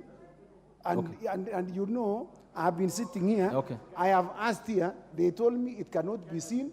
I have tried to intervene, it cannot be seen. Thank you. The Honorable Cheponga, what was decided this afternoon is that no member will be allowed to speak just because he came and said he doesn't have a card. No. So, order. Yeah. I request you to approach the ICT. They'll give you a new card if this was not working. You come and log in. I will not give any member a chance to speak if they don't have a card today. The Honorable, the member for... What's out of order? And the Honorable Wandai. No, Honorable Speaker. We cannot discuss the AU Commission job. No. But how, Honorable Speaker, the Speaker is anticipating Go ahead. what I want to say. Go ahead. Honorable Speaker, you know, actually, I really like the presentation by my friend, Honorable Kiari. He's my very good friend. And he spoke very, very eloquently, as he always does. But Honorable Speaker, is really in order. Is the Honorable Kiari in order to insinuate that by the Right Honorable Raila Amolo Odinga bidding for the chairmanship of the African Union Commission, he will be ending his political career? Where does he get the impression that Raila Odinga's political career is about to come to an end? Did I hear you? Raila Amolo Odinga is just 79 years old. Just 79 years old. Did I hear you, the Honorable Kiari, to he suggest said that that is a better way of ending his political career. Did I hear you saying that? He said that. Okay. The Honorable Kiari, did I hear you saying that? Mr. Speaker, I would not want to dilute the honor that we were bestowing on the former Prime Minister, Honorable Raila Odinga. And it is not lost to members in this House, no less the leader of minority, that the Honorable Raila Odinga has had a very long and illustrious political career, to the point that this would be the apex of his politics if he were able to ascend to be the chairperson of the AU Commission. This would be the highest honor bestowed on a gentleman who has had an illustrious career. Mr. Speaker, that does not amount to an upward displacement, and I do not wish in any way to retire the Honorable Raila Amolo Odinga, because his presence in the politics of the country and this continent is still needed, and Mr. Speaker, and his service is still desired. Thank you very much, Mr. Speaker. I personally don't believe that this House is not suited to discuss any of these matters the two of you are sparring over. We are ill-suited. We cannot determine anybody's fate. whether positive or negative in that regard. The next member to speak on this matter, the Honorable Ngusia from Mwingi West. Thank you, Mr. Speaker, for giving me this opportunity to add my voice on this matter of national dialogue. Mr. Speaker, you would recall that when we started demonstrations, I advocated for dialogue in many media houses, Mr. Speaker. And I thought it was the only way to help in Kenyans. And from the onset, I would like to take this opportunity to congratulate my party leader, Kalonzo Musyoka, for steering this committee very well, together with the majority leader, Kimani Ichung'wah. And of course, Baba accepted all what was included in this dialogue, Mr. Speaker. Mr. Speaker, I love the way the matter was conducted throughout the country, consultation after consultation. So many people participated, and this committee was able to filter what is more critical in our country. And we propose the following, Mr. Speaker, and that is why I'm supporting this dialogue committee. Number one, restructuring and reconstitution of IBC. Our IBC has already been labeled, and we have one constituency which is not even represented in this house, Mr. Speaker. And for us to do this, we have to have a properly constituted and also restructured IEBC very quickly. Expansion from membership of 7 members to 9 members. Mr. Speaker, I think it is a good idea. Let us not see, or rather witness again, what we saw in the last elections, Mr. Speaker. That is point number one. Point number two, there was time for resolution of presidential elections petitions. This one, we move in from 14 days to 21 days of hearing the petition of the president. And most of the time, when we have had this, when I recall, Mother Koome was so under pressure, actually, to meet the deadlines of these petitions. And sometimes when the judiciary is under pressure to come up with a conclusive matter like this important issue, Mr. Speaker, it needs a lot of time and consultation to make sure each and every evidence is heard, Mr. Speaker. The other issue was entrenchment of funds into the Constitution. We have been out of the court. We have been in court many times, Mr. Speaker, questioning the legality of NGCDF and GAV. Mr. Speaker, if at all we are going to move out of this chaos every time, and every time governors actually being used by people who have got vested interest in this matter, we should put this matter into rest, entrench the CDF, GAV, and even Senate Oversight Fund into the Constitution, and will be able to make progress on this matter, Mr. Speaker. Mr. Speaker, the other issue, of course, is a very important one, which was establishment and entrenchment of state offices of leader of opposition. You realize that most of the time, this house we have got only minority leader and minority chief whip. But Mr. Speaker, assuming that currently Mr. Raila Odinga Omolo is here, even Stephen Kalonzo Musyoka is around this house, Mr. Speaker, this house will be having a meaningful and, of course, a very good debates in matters of debate in our democracy, Mr. Speaker. That is why I think this country needs a properly funded leader of opposition with all the shadow cabinet ministers oversight in the executive, so that we check the excesses in this in the governance of this country, Mr. Speaker. There was also an issue of fidelity to the law on multi-party democracy, Mr. Speaker. We should never, as a country, allow multi-party democracy actually to die, Mr. Speaker. We need as many political parties as possible to grow the democracy in our country. And that is why let us not only legislate on this matter, we need a and a commission that is independent, a registrar of political party commission that is independent to do the issues of management of political parties' funds and... The member for Manyata.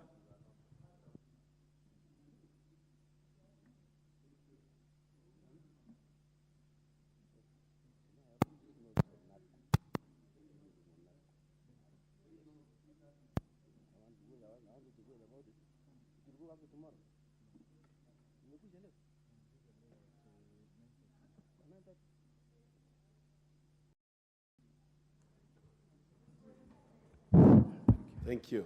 Thank you, Honorable Speaker. I also want to take this opportunity to put my thoughts in the NADCO report. Honorable Speaker, I want to start by saying that I have keenly read the report, and I want to first say that, Honorable Speaker, it is something that we need to think about. That this report came after some chaos that came from one of the principals saying his election was stolen. And Honorable Speaker, that brings me to my first point, that we need to cure the curse of losers of presidential elections causing havoc and forcing this country, Honorable Speaker, to a standstill for either benefits on their coalition. And Honorable Speaker, I believe that while we are actually conversing on this report, it is important to see a continuous dialogue committee. And Honorable Speaker, I believe the Truth and Reconciliation Committee should always be there to continue with the conversation of bringing people together whenever there is havoc, without the issue of people going to the streets, putting their sufurias on the head. And Honorable Speaker, that can be something that can help this country. Honorable Speaker, we should not always converse when there are chaos, but we should always converse when the country is actually moving on well. And that is why I believe the offices that have been suggested must always bring that conversation between the minorities and the majority, Honorable Speaker, in this country. Honorable Speaker, while I'm thinking about this NADCO report, Honorable Speaker, and the many suggestions that have come up in terms of the offices of the official opposition, and Honorable Speaker, I'm thinking we also need to think a lot on the size of the government that has been introduced in the 2020 Constitution. Honorable Speaker, I believe as far as Kenyans are working so hard, paying taxes, we have a humongous government that is actually taking a lot through recurrent expenditure and denying a very crucial part of our development in this country. And Honorable Speaker, I believe the issue of entrenching the funds, especially the NGCDF fund and the GAF, and also the word for it, Honorable Speaker, is something that I welcome in both hands. Honorable Speaker, I have seen many members of county assemblies really begging their governors, singing praises to their governors so that they can survive, Honorable Speaker. I believe not only should we give them a word fund, but they should be made clearly autonomous and their activities be clearly identified and funded directly from the budget, Honorable Speaker. That will make them be more effective, and they will be able to carry out their duties of planning the county governments and oversighting on what is being done by the county governments, Honorable Speaker. Honorable Speaker, as we also move on, we also need to look at the issue of elections, Honorable Speaker. It is unfortunate that at every election, at every point that we have finished up on elections, Honorable Speaker, there is always chaos in this country. And Honorable Speaker, it should bring this House into some sort of a discussion on how to cure completely the issue of plunging this country into chaos whenever there is just a mere general election. many countries, Mr. Speaker, that we look up to have actually had elections in a year, and if you go to that country, you don't even notice or identify there's an election that is coming or that has just been concluded. Mr. Speaker, I believe that would be the ultimate source of praise for the 13th Parliament and of the NADCO committee, Honorable Speaker. I also propose, Honorable Speaker, a continuous NADCO committee engagement. And I believe, Honorable Speaker, we should see how this conversation can. Thank you. Members, let me just mention the fact that on this motion, we will have a balance of 28 minutes. In those 28 minutes, I would request us that if given a chance, do self-regulation so that I'm able to give for this side and for this side before we close. If you could use 3 minutes, the better, so that we have able to balance our interest to speak. This chance now goes to member for Emeru Adikir.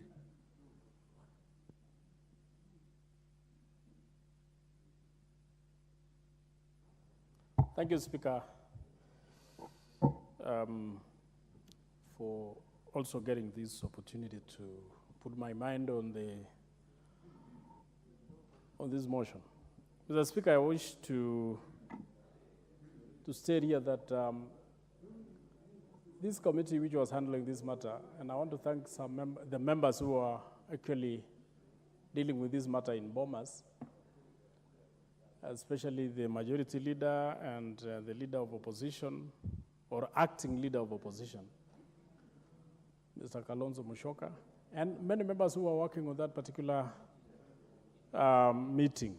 Mr. Speaker, I'm also one of those few Kenyans who would wish that in every election, there has to be transparency, there has to be conclusive determination of who wins the election. And this can only be done through a free and fair election, Mr. Speaker. The reason why we held this meeting is because there has been, almost in every election, there has always been a serious contest. And these some of the issues which we must put to rest.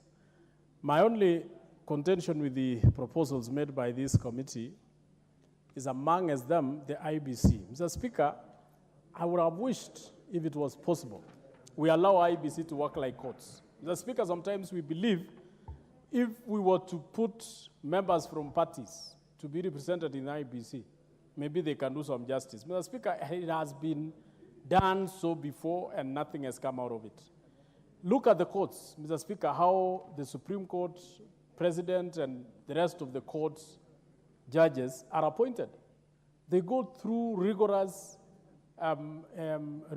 interviews, and eventually they get appointed to serve in those particular courts. And they have never seemed to be serving any one particular person, whether the ruling government, whether the opposition.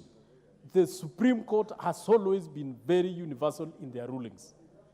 It is because we have sober people who are serving those positions, Mr. Speaker. And of course, because of the people who have been put on those positions are held in high esteem.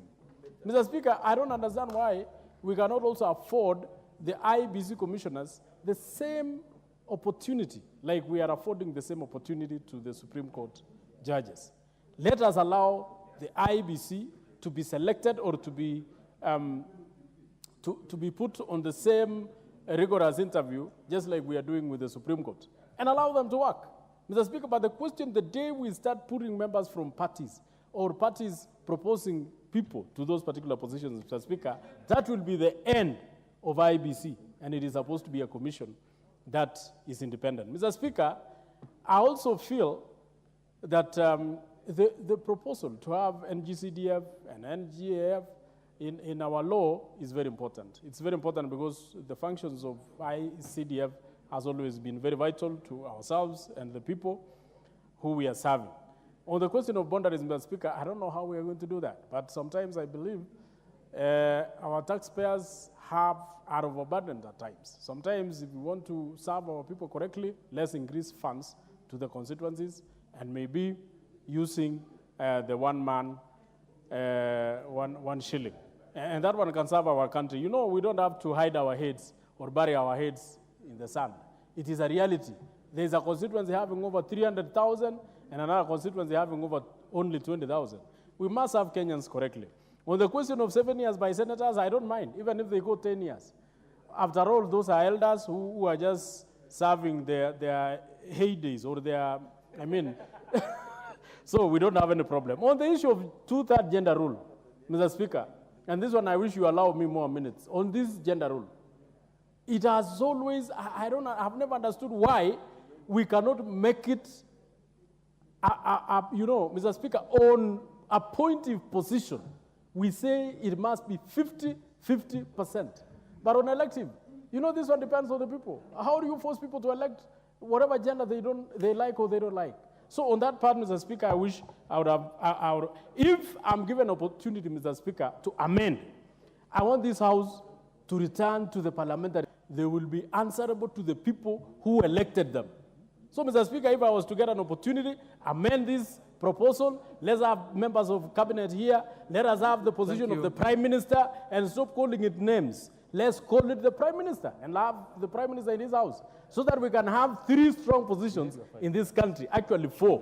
The position of the President, the position of the Deputy President, the position of the Prime Minister, and the position of the opposition leader. 4 serious positions which can serve this country correctly. Mr. Speaker, I'm hoping to bring an amendment on the same. Member for Molo. Thank you very much, Mr. Speaker. I beg to add my voice on this NADCO report.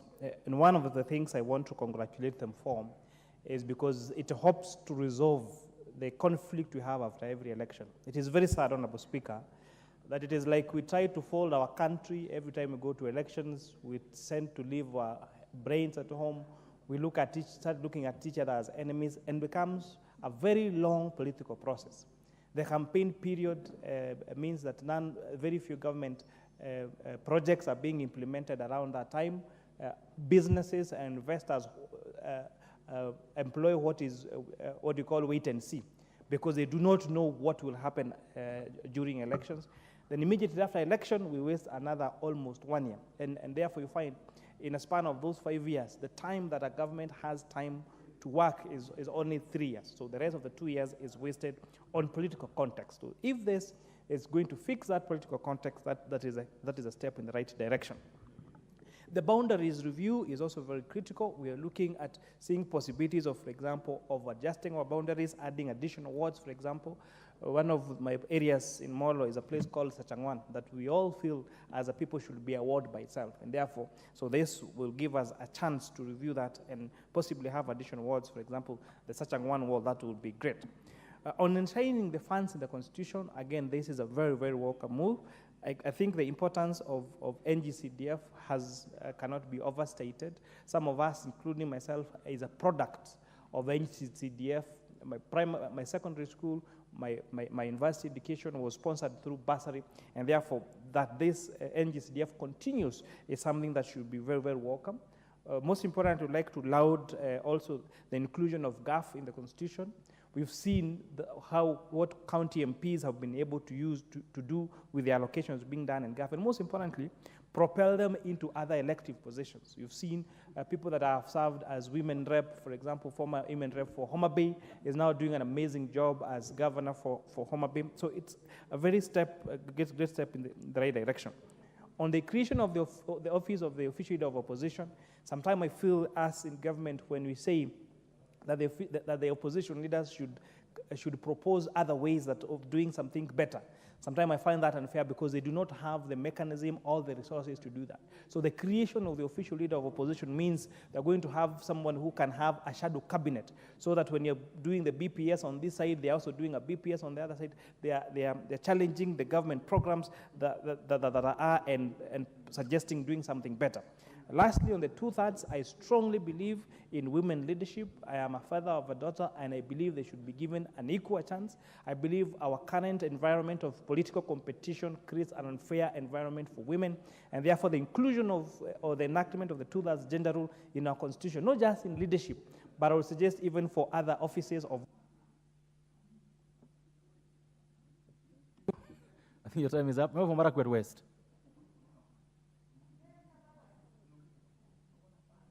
I said I will give for this side and for this side. So I just want to get done with this side. Thank you, Honorable Speaker, for giving me an opportunity to contribute on this very important report. Honorable Speaker, I rise to support the report for the following reasons. Honorable Speaker, one of the issues that came out very clearly in the report is the issue of IBC. Honorable Speaker, there was a recommendation that the panel be expanded from 7 to 9.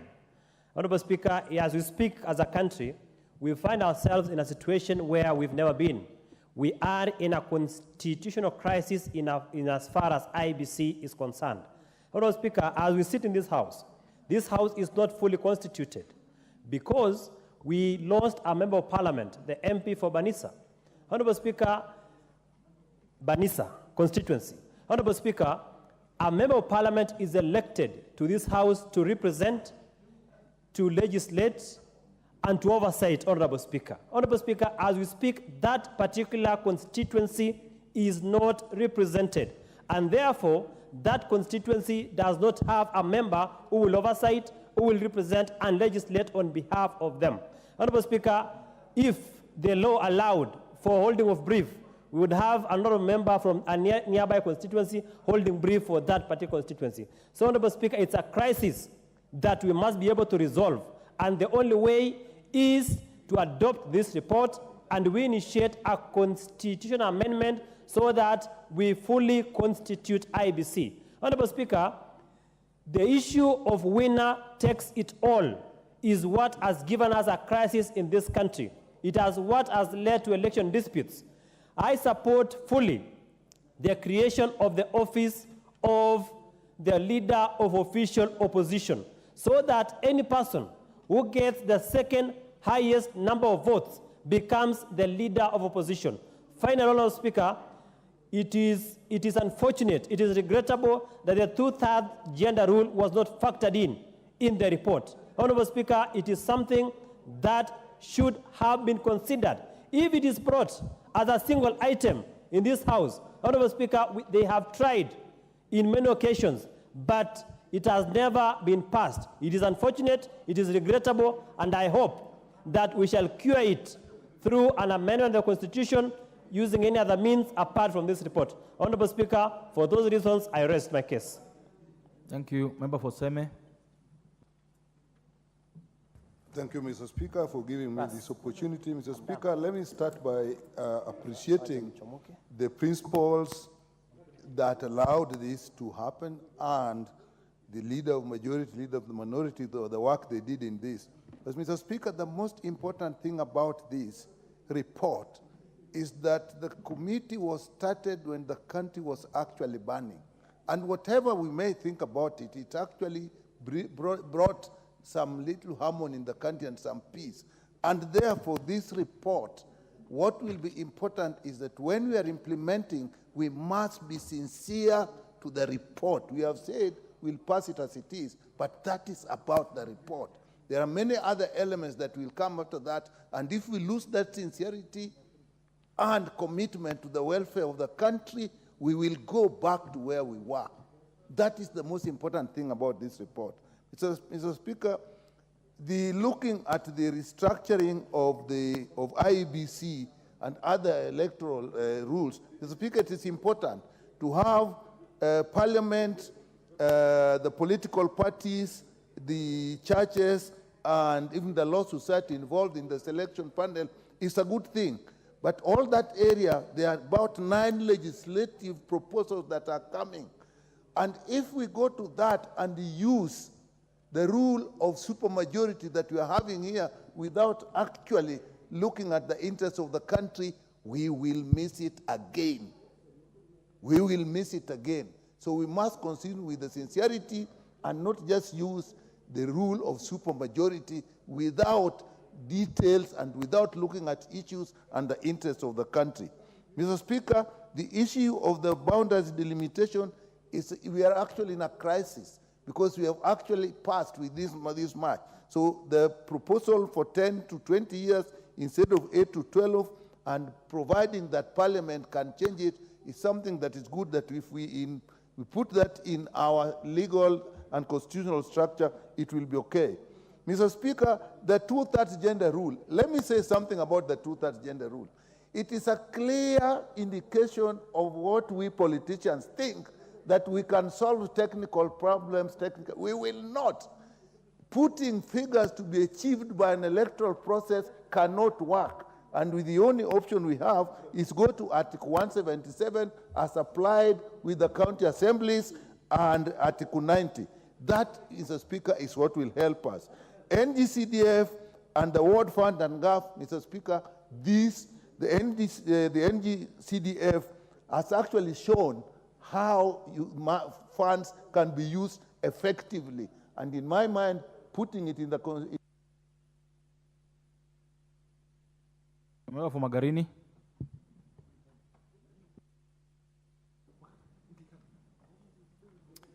Asante, Mheshimiwa Spika, kwa kunipatia nafasi hii nikaweze kuongeza sauti yangu katika mjadala huu. Mheshimiwa Spika, kwanza nichukue nafasi niwapongeze wahusika wakuu kwa kuona ni bora waweze kuja pamoja na kuileta nchi iweze kuwa kitu kimoja kwa kuanzisha mchakato huu.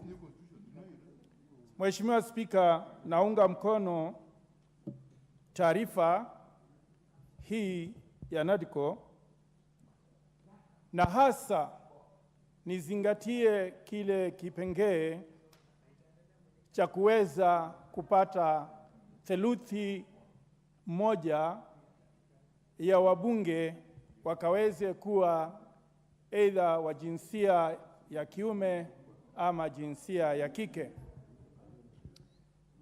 Ikizingatiwa idadi ya wale ambao wanachaguliwa, Mheshimiwa Spika, ningependekeza ya kwamba ile tofauti baada ya uchaguzi, ile tofauti ambayo inahitajika kujaza lile pengo ndio tukaweze kupata ile theluthi moja ya jinsia, basi hiyo ikaweze kugawiwa vyama vile vitakavyokuwa ni vyama vya bunge, kwa Kiingereza parliamentary parties, ili wakaweze kuchagua ama kuteua wabunge wa jinsia hiyo ambayo ina upungufu.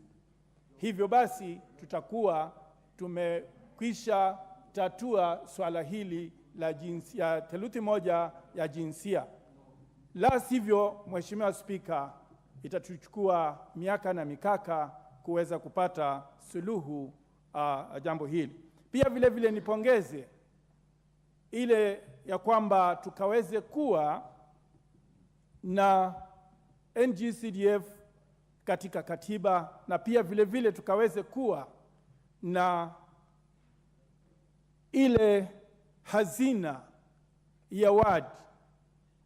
Hii itasaidia sana ule mvutano unaoonekana wakati mwingine baina ya magavana na wale wawakilishi wa ward.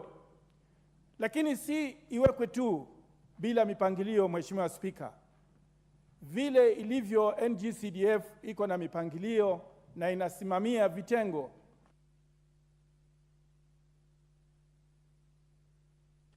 Member for Elgeyo Marakwet.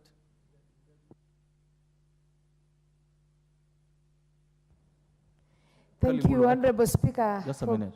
Makali, I see you doing this to me and I can't see your card. I can't see your card on this dashboard.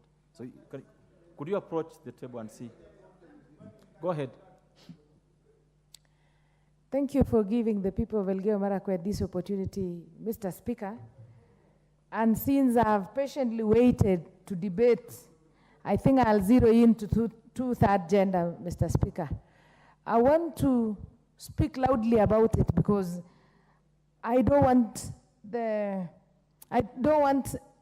us, especially the ladies, to be left in that debate, Honorable Speaker, because we have had a problem in this country, and I've always said that whenever we talk about two-thirds, people always look at ladies, and not only ladies, but they never think that it can be their daughters or other people in this country, Mr. Speaker. And that is why I've even sat in this house, and men have been speaking while I was the only lady for over 30 minutes who've been alone here and not given an equal opportunity to represent even the ladies who are not here. So I want to support, and I thank the President because he's so passionate about two-thirds gender rule.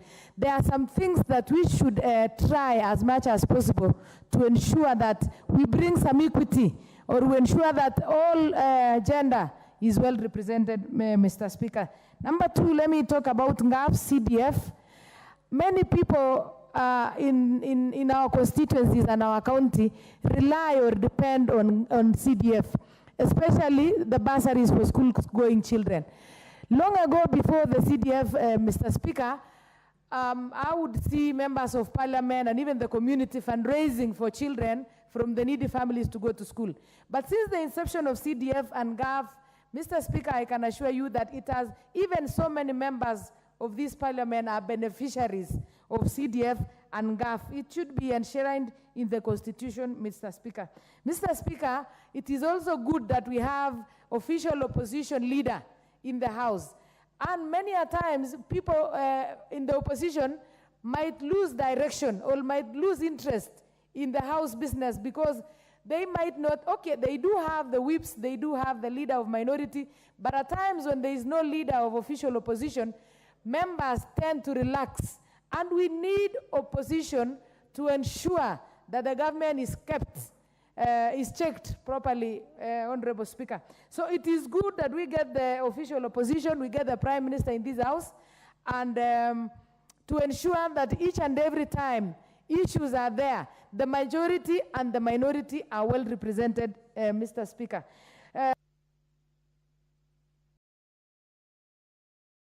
The member for Embakasi West.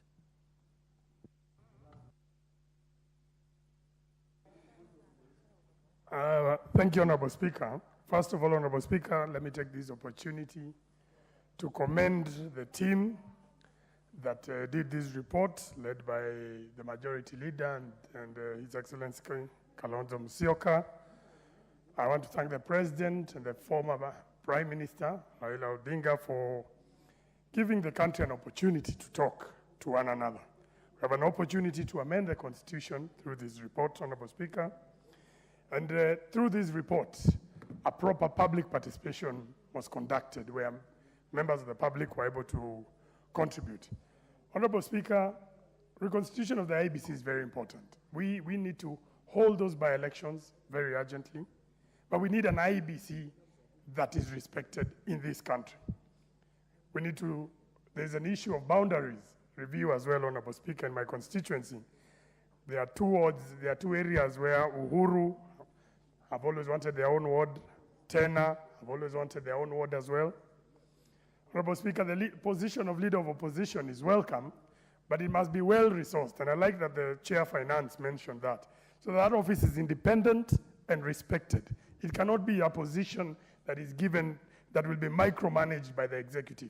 It must truly be a position that can bring proper opposition in our country, Honorable Speaker.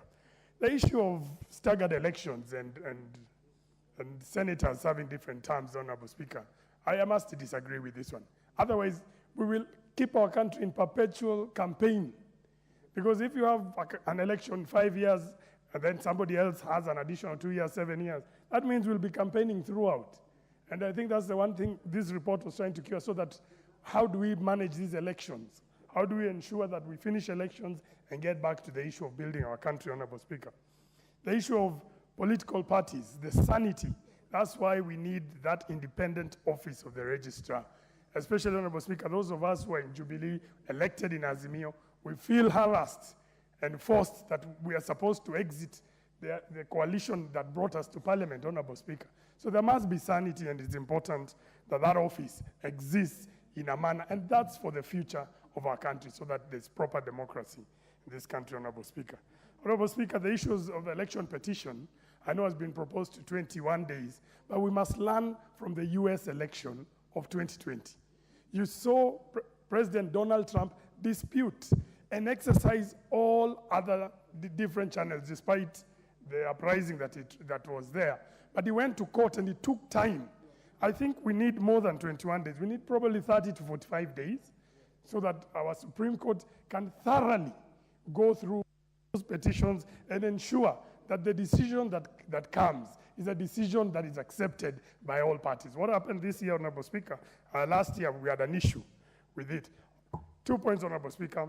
We need a referendum. If we are going to change all these things, you must do a referendum because we are changing the functions of Parliament. That whether we like it or not, there must be a referendum.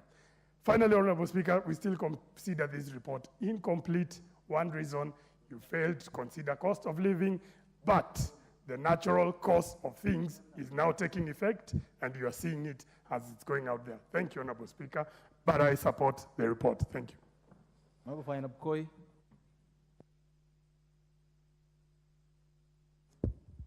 Thank you very much, Mr. Speaker. Mr. Speaker, first I want to thank the Honorable Mwenje for being candid, admitting that the cost of living is no longer an issue because the cost of hunger has gone down because of natural forces, which he admits that as a result of reduction of fertilizer, we now have sufficient ugali in our homes. So I want to thank you very much. First, Mr. Speaker, I want to congratulate the team that came up with this NADCO report. I had the opportunity to appear as the co-chair for the joint committee of both the National Assembly and the Senate with regard to the constitutional amendments that were proposed by this House. One being the entrenchment of the CDF in the Constitution, the parliamentary oversight, what they call the Senate Oversight Fund, the NCAF, and finally, on the question of ensuring that we remove all senseless cases. There are people who have just earned money, and they have become professionals in suing CDF. I know of some parties who have one party which has been suing CDF 10 times. It has become a profession for him because, unfortunately, the courts don't award cost when they lose the case. So the entrenchment of CDF in the Constitution will completely obliterate and eviscerate the so-called purported public litigation interest cases. Secondly, I want to support this report because of the convergence of thoughts with respect to the IBC. I hope we are going to remove what we saw when I was a commissioner with the Parliamentary Service Commission, when we were given names of people to be appointed to the panel. And those people who were appointed to the panel were also given names, those who are appointed to the commission. And so that is the reason why we had stalemate in the commission. Because we wanted to advertise, we were told you cannot advertise. These are the people you must appoint. Even the other ones also, they purported to advertise, they were told, pick this one and this one.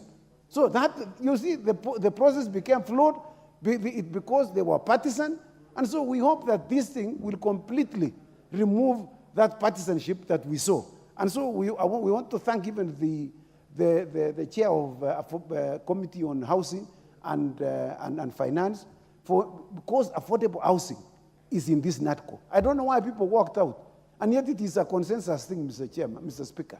So I want to thank them and to congratulate the NADCO team for coming up with affordable housing as a theme in the report. And so I support. I thank you, Mr. Speaker.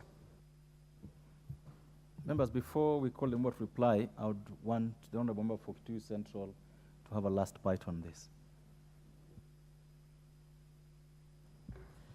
Yeah, thank you, Honourable Speaker. I really appreciate this opportunity, Honourable Speaker.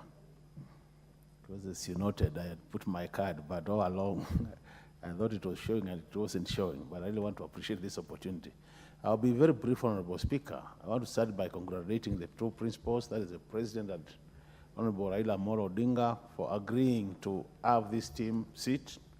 Secondly, I want to congratulate and thank the co-chairs. That is my party leader, Honourable Kalonzo Musyoka, and the majority leader, Honourable Ichung'wah Kimani, for steering this process up to the end. Honourable Speaker, when you look at this report, there are 3 or 4 areas I think are very critical, and as a House, we need to prioritize them. The first one is the constitution of the IEBC. Honorable Speaker, the way things are, it is important this House takes that matter very seriously, so that within a very short time we'll be able to act on it.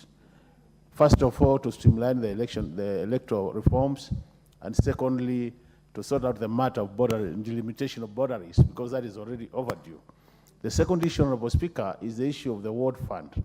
Honorable Speaker, if there is anything we'll do as a House to help this country, is creation of a World Fund, Honorable Speaker, which will be patronized by our MCRs. Honorable Speaker, this becomes important because the oversight role of the county assemblies has been compromised to some extent, because the MCRs have no fund which they oversee or they patronize, and because of that, majority of them seem to have no courage to go against what the governors wish. But as even we think about the World Fund, Honorable Speaker, it's important we tie that very closely to the financial autonomy of the county assemblies, so that the county assemblies, Honorable Speaker, are autonomous in terms of financial matters, as the parliament is when you compare with the executive. The third point, Honorable Speaker, is the issue of the political parties. We need political parties discipline, Honorable Speaker, whereby if I'm elected under a party, I serve under that party for 5 years.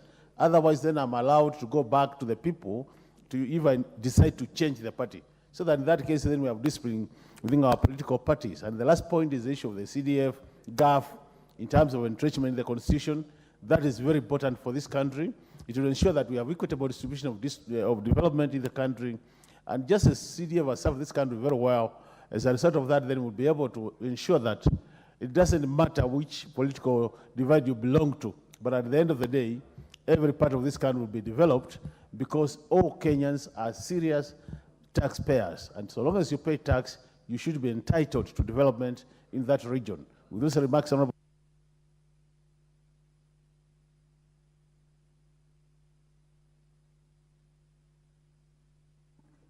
Therefore, members, debate on this matter is spent in terms of time. I therefore now call upon the mover to reply. Honorable Speaker, as I move to reply, I want to plead with you to allow me to donate at least 1 minute to the Honorable Lesuda, who has just come back, and we welcome her back profusely. And my friend, the member for Yata, just 1 minute to crown all this. Yes, and then I can conclude by, yes. There's a request this side too. Do you want to also allow a minute this side? If it's a minute, it's only going to be for Kagombe. You're okay? The member for Garissa Township. That's Garissa Township. Oh, it's a new member, so I don't know him well. Okay. So we'll make it a minute each? 1 minute each. Thank you. That's what it is. The Honorable Lesuda. Speaker, and I want to thank the minority leader for giving me that 1 minute. And I will not waste it. I will go direct to the point and to say that I support the NADCO report. I just want to bring to the attention of this House that as a parliament, from the 11th parliament, 12th, and now the 13th, we're still struggling with the 2/3 gender rule as a country. As you remember, last parliament was actually declared unconstitutional by the judiciary because of us not attaining the 2/3 gender rule, Mr. Speaker. And I just want to bring to the attention of the minority leader and the leadership of this House, Mr. Speaker, that the multisectoral report that has been recommended to be tabled in this House, Mr. Speaker, not to come as a separate bill or as a separate report, but to be attached to the NADCO report, Mr. Speaker. Otherwise, we will just take it as lip service, minority leader, that you are not willing for us as a parliament to meet the 2/3 gender rule. The Honorable Basil. Yeah, thank you, Mr. Speaker, and thank you to Minority Leader for giving me this floor. Very importantly, the office of the Opposition Leader is very important. Stability of this country is very critical. We have been seeing the winner takes its all, and we want to have stability in the country. Another important point, the two-thirds gender rule has been a thorn issue for so long, and we need to think as a country how we can actualize this. The third point is the IBC. Today, the country is in a very awkward position because we can't conduct any elections simply because we don't have IBC. So I think it's very important. I support this particular report. Thank you, Mr. Speaker. The Honorable Barrow. Thank you, Majority Leader and the Speaker, for this opportunity. First, I want to congratulate the team that came up with this report. Secondly, the leadership of this country, the President and the former Prime Minister, who have shown good leadership in terms of making sure that the country is together. Mr. Speaker, this country has faced so many challenges due to elections. 2007, this country almost went to the dogs. 2017, and again 2022. This is a good example of, for us as young leaders, that as a country there is a line that we must not cross so that our country goes to the dogs. And it's also a good example to the rest of Africa. If you look around the region, Sudan is one example, that their leadership and their country, the leaders, did not see that this is the line they should not cross as a country. So for that, I support this report. Secondly, on the issue of NGCDF and GAF, and also the ward, because the ward, the members of the county assembly are in a position, they are not in a position as leaders to oversight well the governors and the leadership at the county level. The NCGDF, everyone in this country understands and appreciates the importance of that fund, and therefore ring-fencing it within the Constitution is a very important thing. For those reasons, I support. Aye. So, Honorable Speaker, thank you very much for indulgence, and therefore I wish to reply as follows. First and foremost, let me thank my colleague, honorable members, from across the political divide for having supported this motion almost unanimously, for having lent your support to this motion without exception. All of you who have been able to speak to this motion have actually supported it.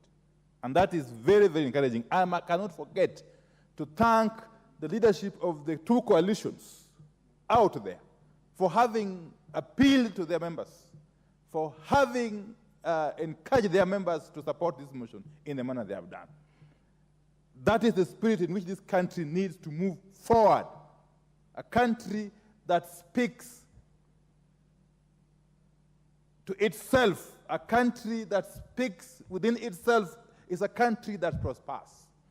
Secondly, Mr. Speaker, now it is the duty of this House again, if and when we pass this motion, because I'm sure we shall do so, by way of voting, what is going to remain is the processing of the legislative proposals that are attendant to this NADCO report. My plea is that the processing of those instruments needs to be fast-tracked. Mr. Speaker, as we speak, it is really disheartening that because of the dysfunction of the IEBC, the great constituency of Banisa in Mandera County is not represented in this House now for almost a year. And they have not had the benefit for their representative to contribute to such an important motion. That is for sure marks a turning point in the political history of this country. So how I wish that we would fast track the processing of these legislative proposals so that at the very least we have a reconstitution of the IBC in the manner that has been provided for in the NADCO report, so that the IBC can be able to undertake its constitutional mandate, can be able to execute its mandate within the timelines that's provided for, especially the holding of by-elections, the conduct of by-elections, both at the constituency and at the ward level. A number of wards are actually also vacant as we speak, because they are missing the ward representatives. Honorable Speaker, a lot has been said about the not more than two-thirds gender principle. The last time by my friend, the Honorable Lesuda.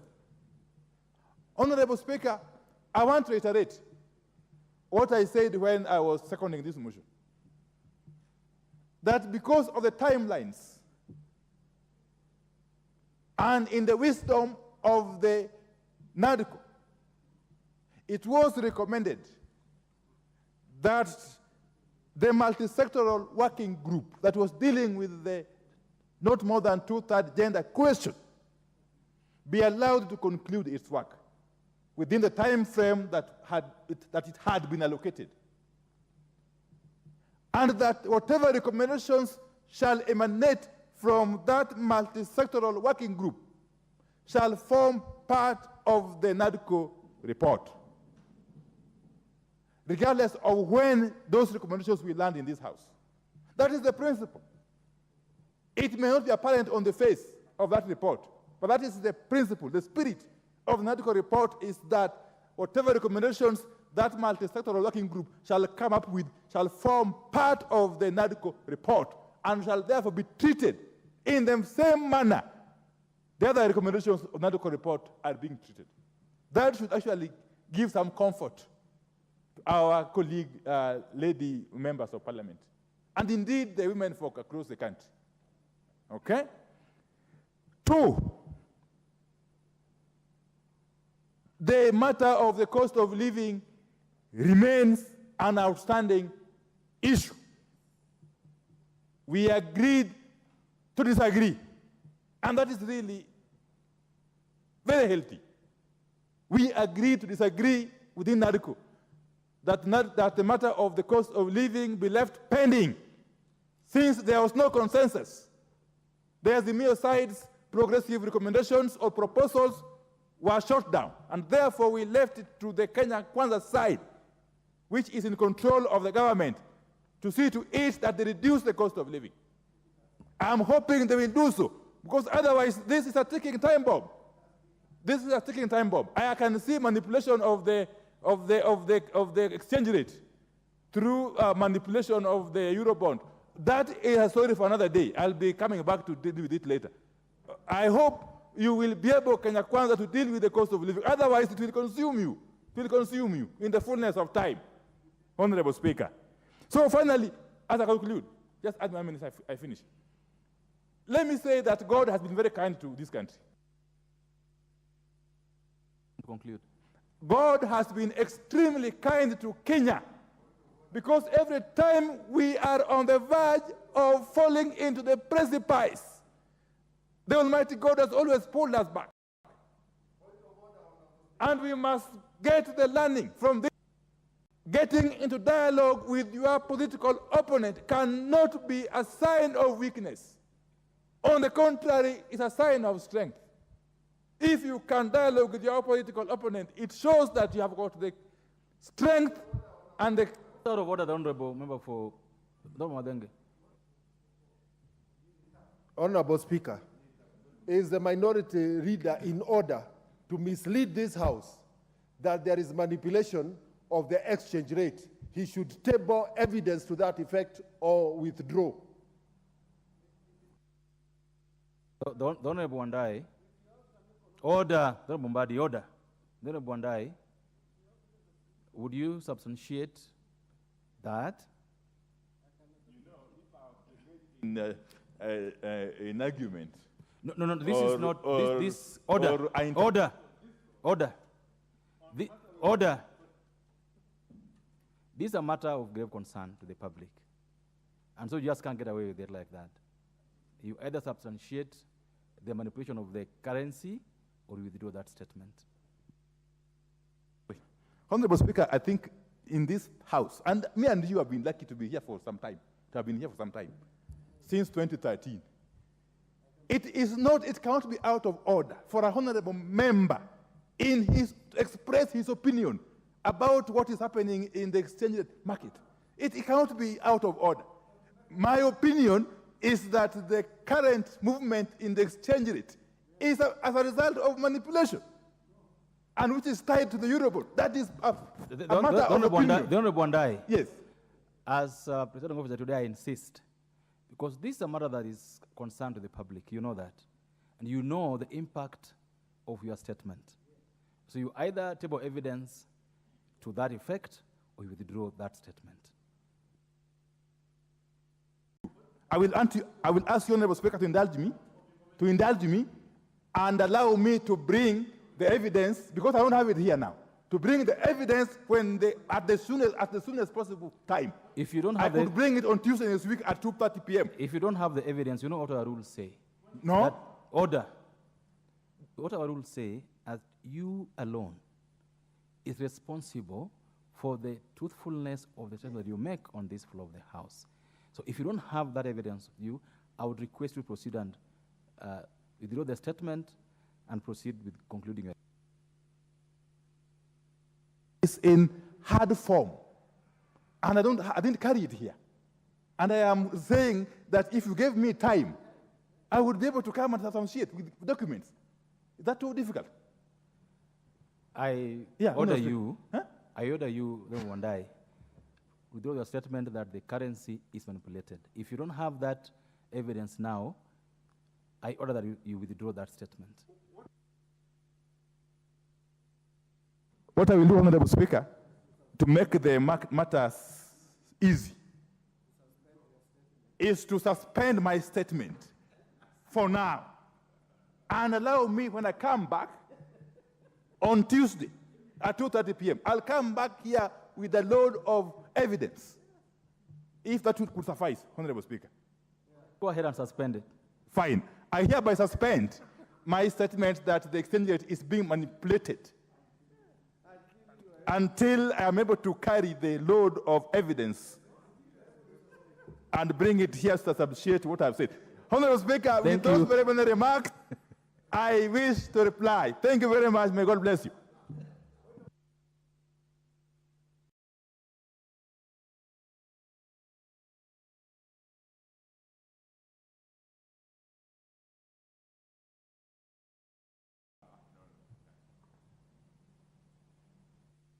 On the microphone. A point of order, Mr. Speaker. I rise pursuant to Standing Order number 53, 3, which reads as follows. Despite paragraph 2, the Speaker may, on the request of a member, defer the putting of the question to the following day, in which case the Speaker shall thereupon nominate a time at which the question shall be put. Would I be in order, Mr. Speaker, to request you to defer this matter and appoint a day, a time tomorrow? Thank you so much. The decision on this matter, and therefore the putting of the question on this matter, will be done in the next sitting, which is tomorrow. Next order.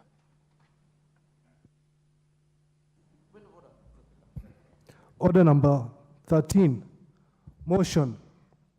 Report of the Auditor General on the financial statements of the national government, ministries, departments, and agencies for the financial year 2020-2021.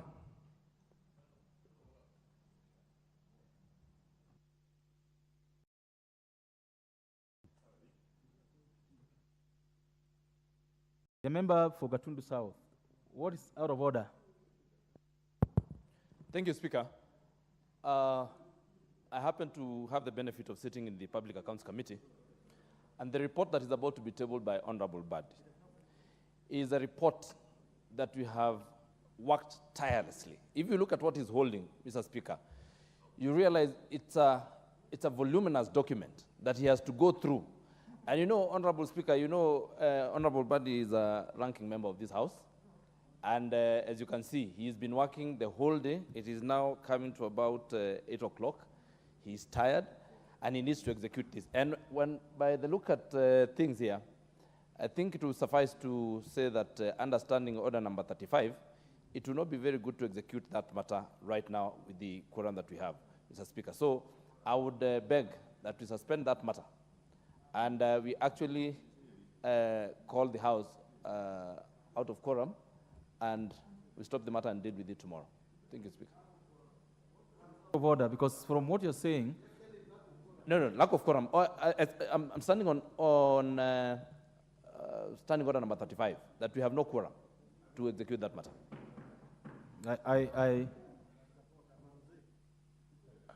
I confirm that that I order that the bell be rung for 5 minutes.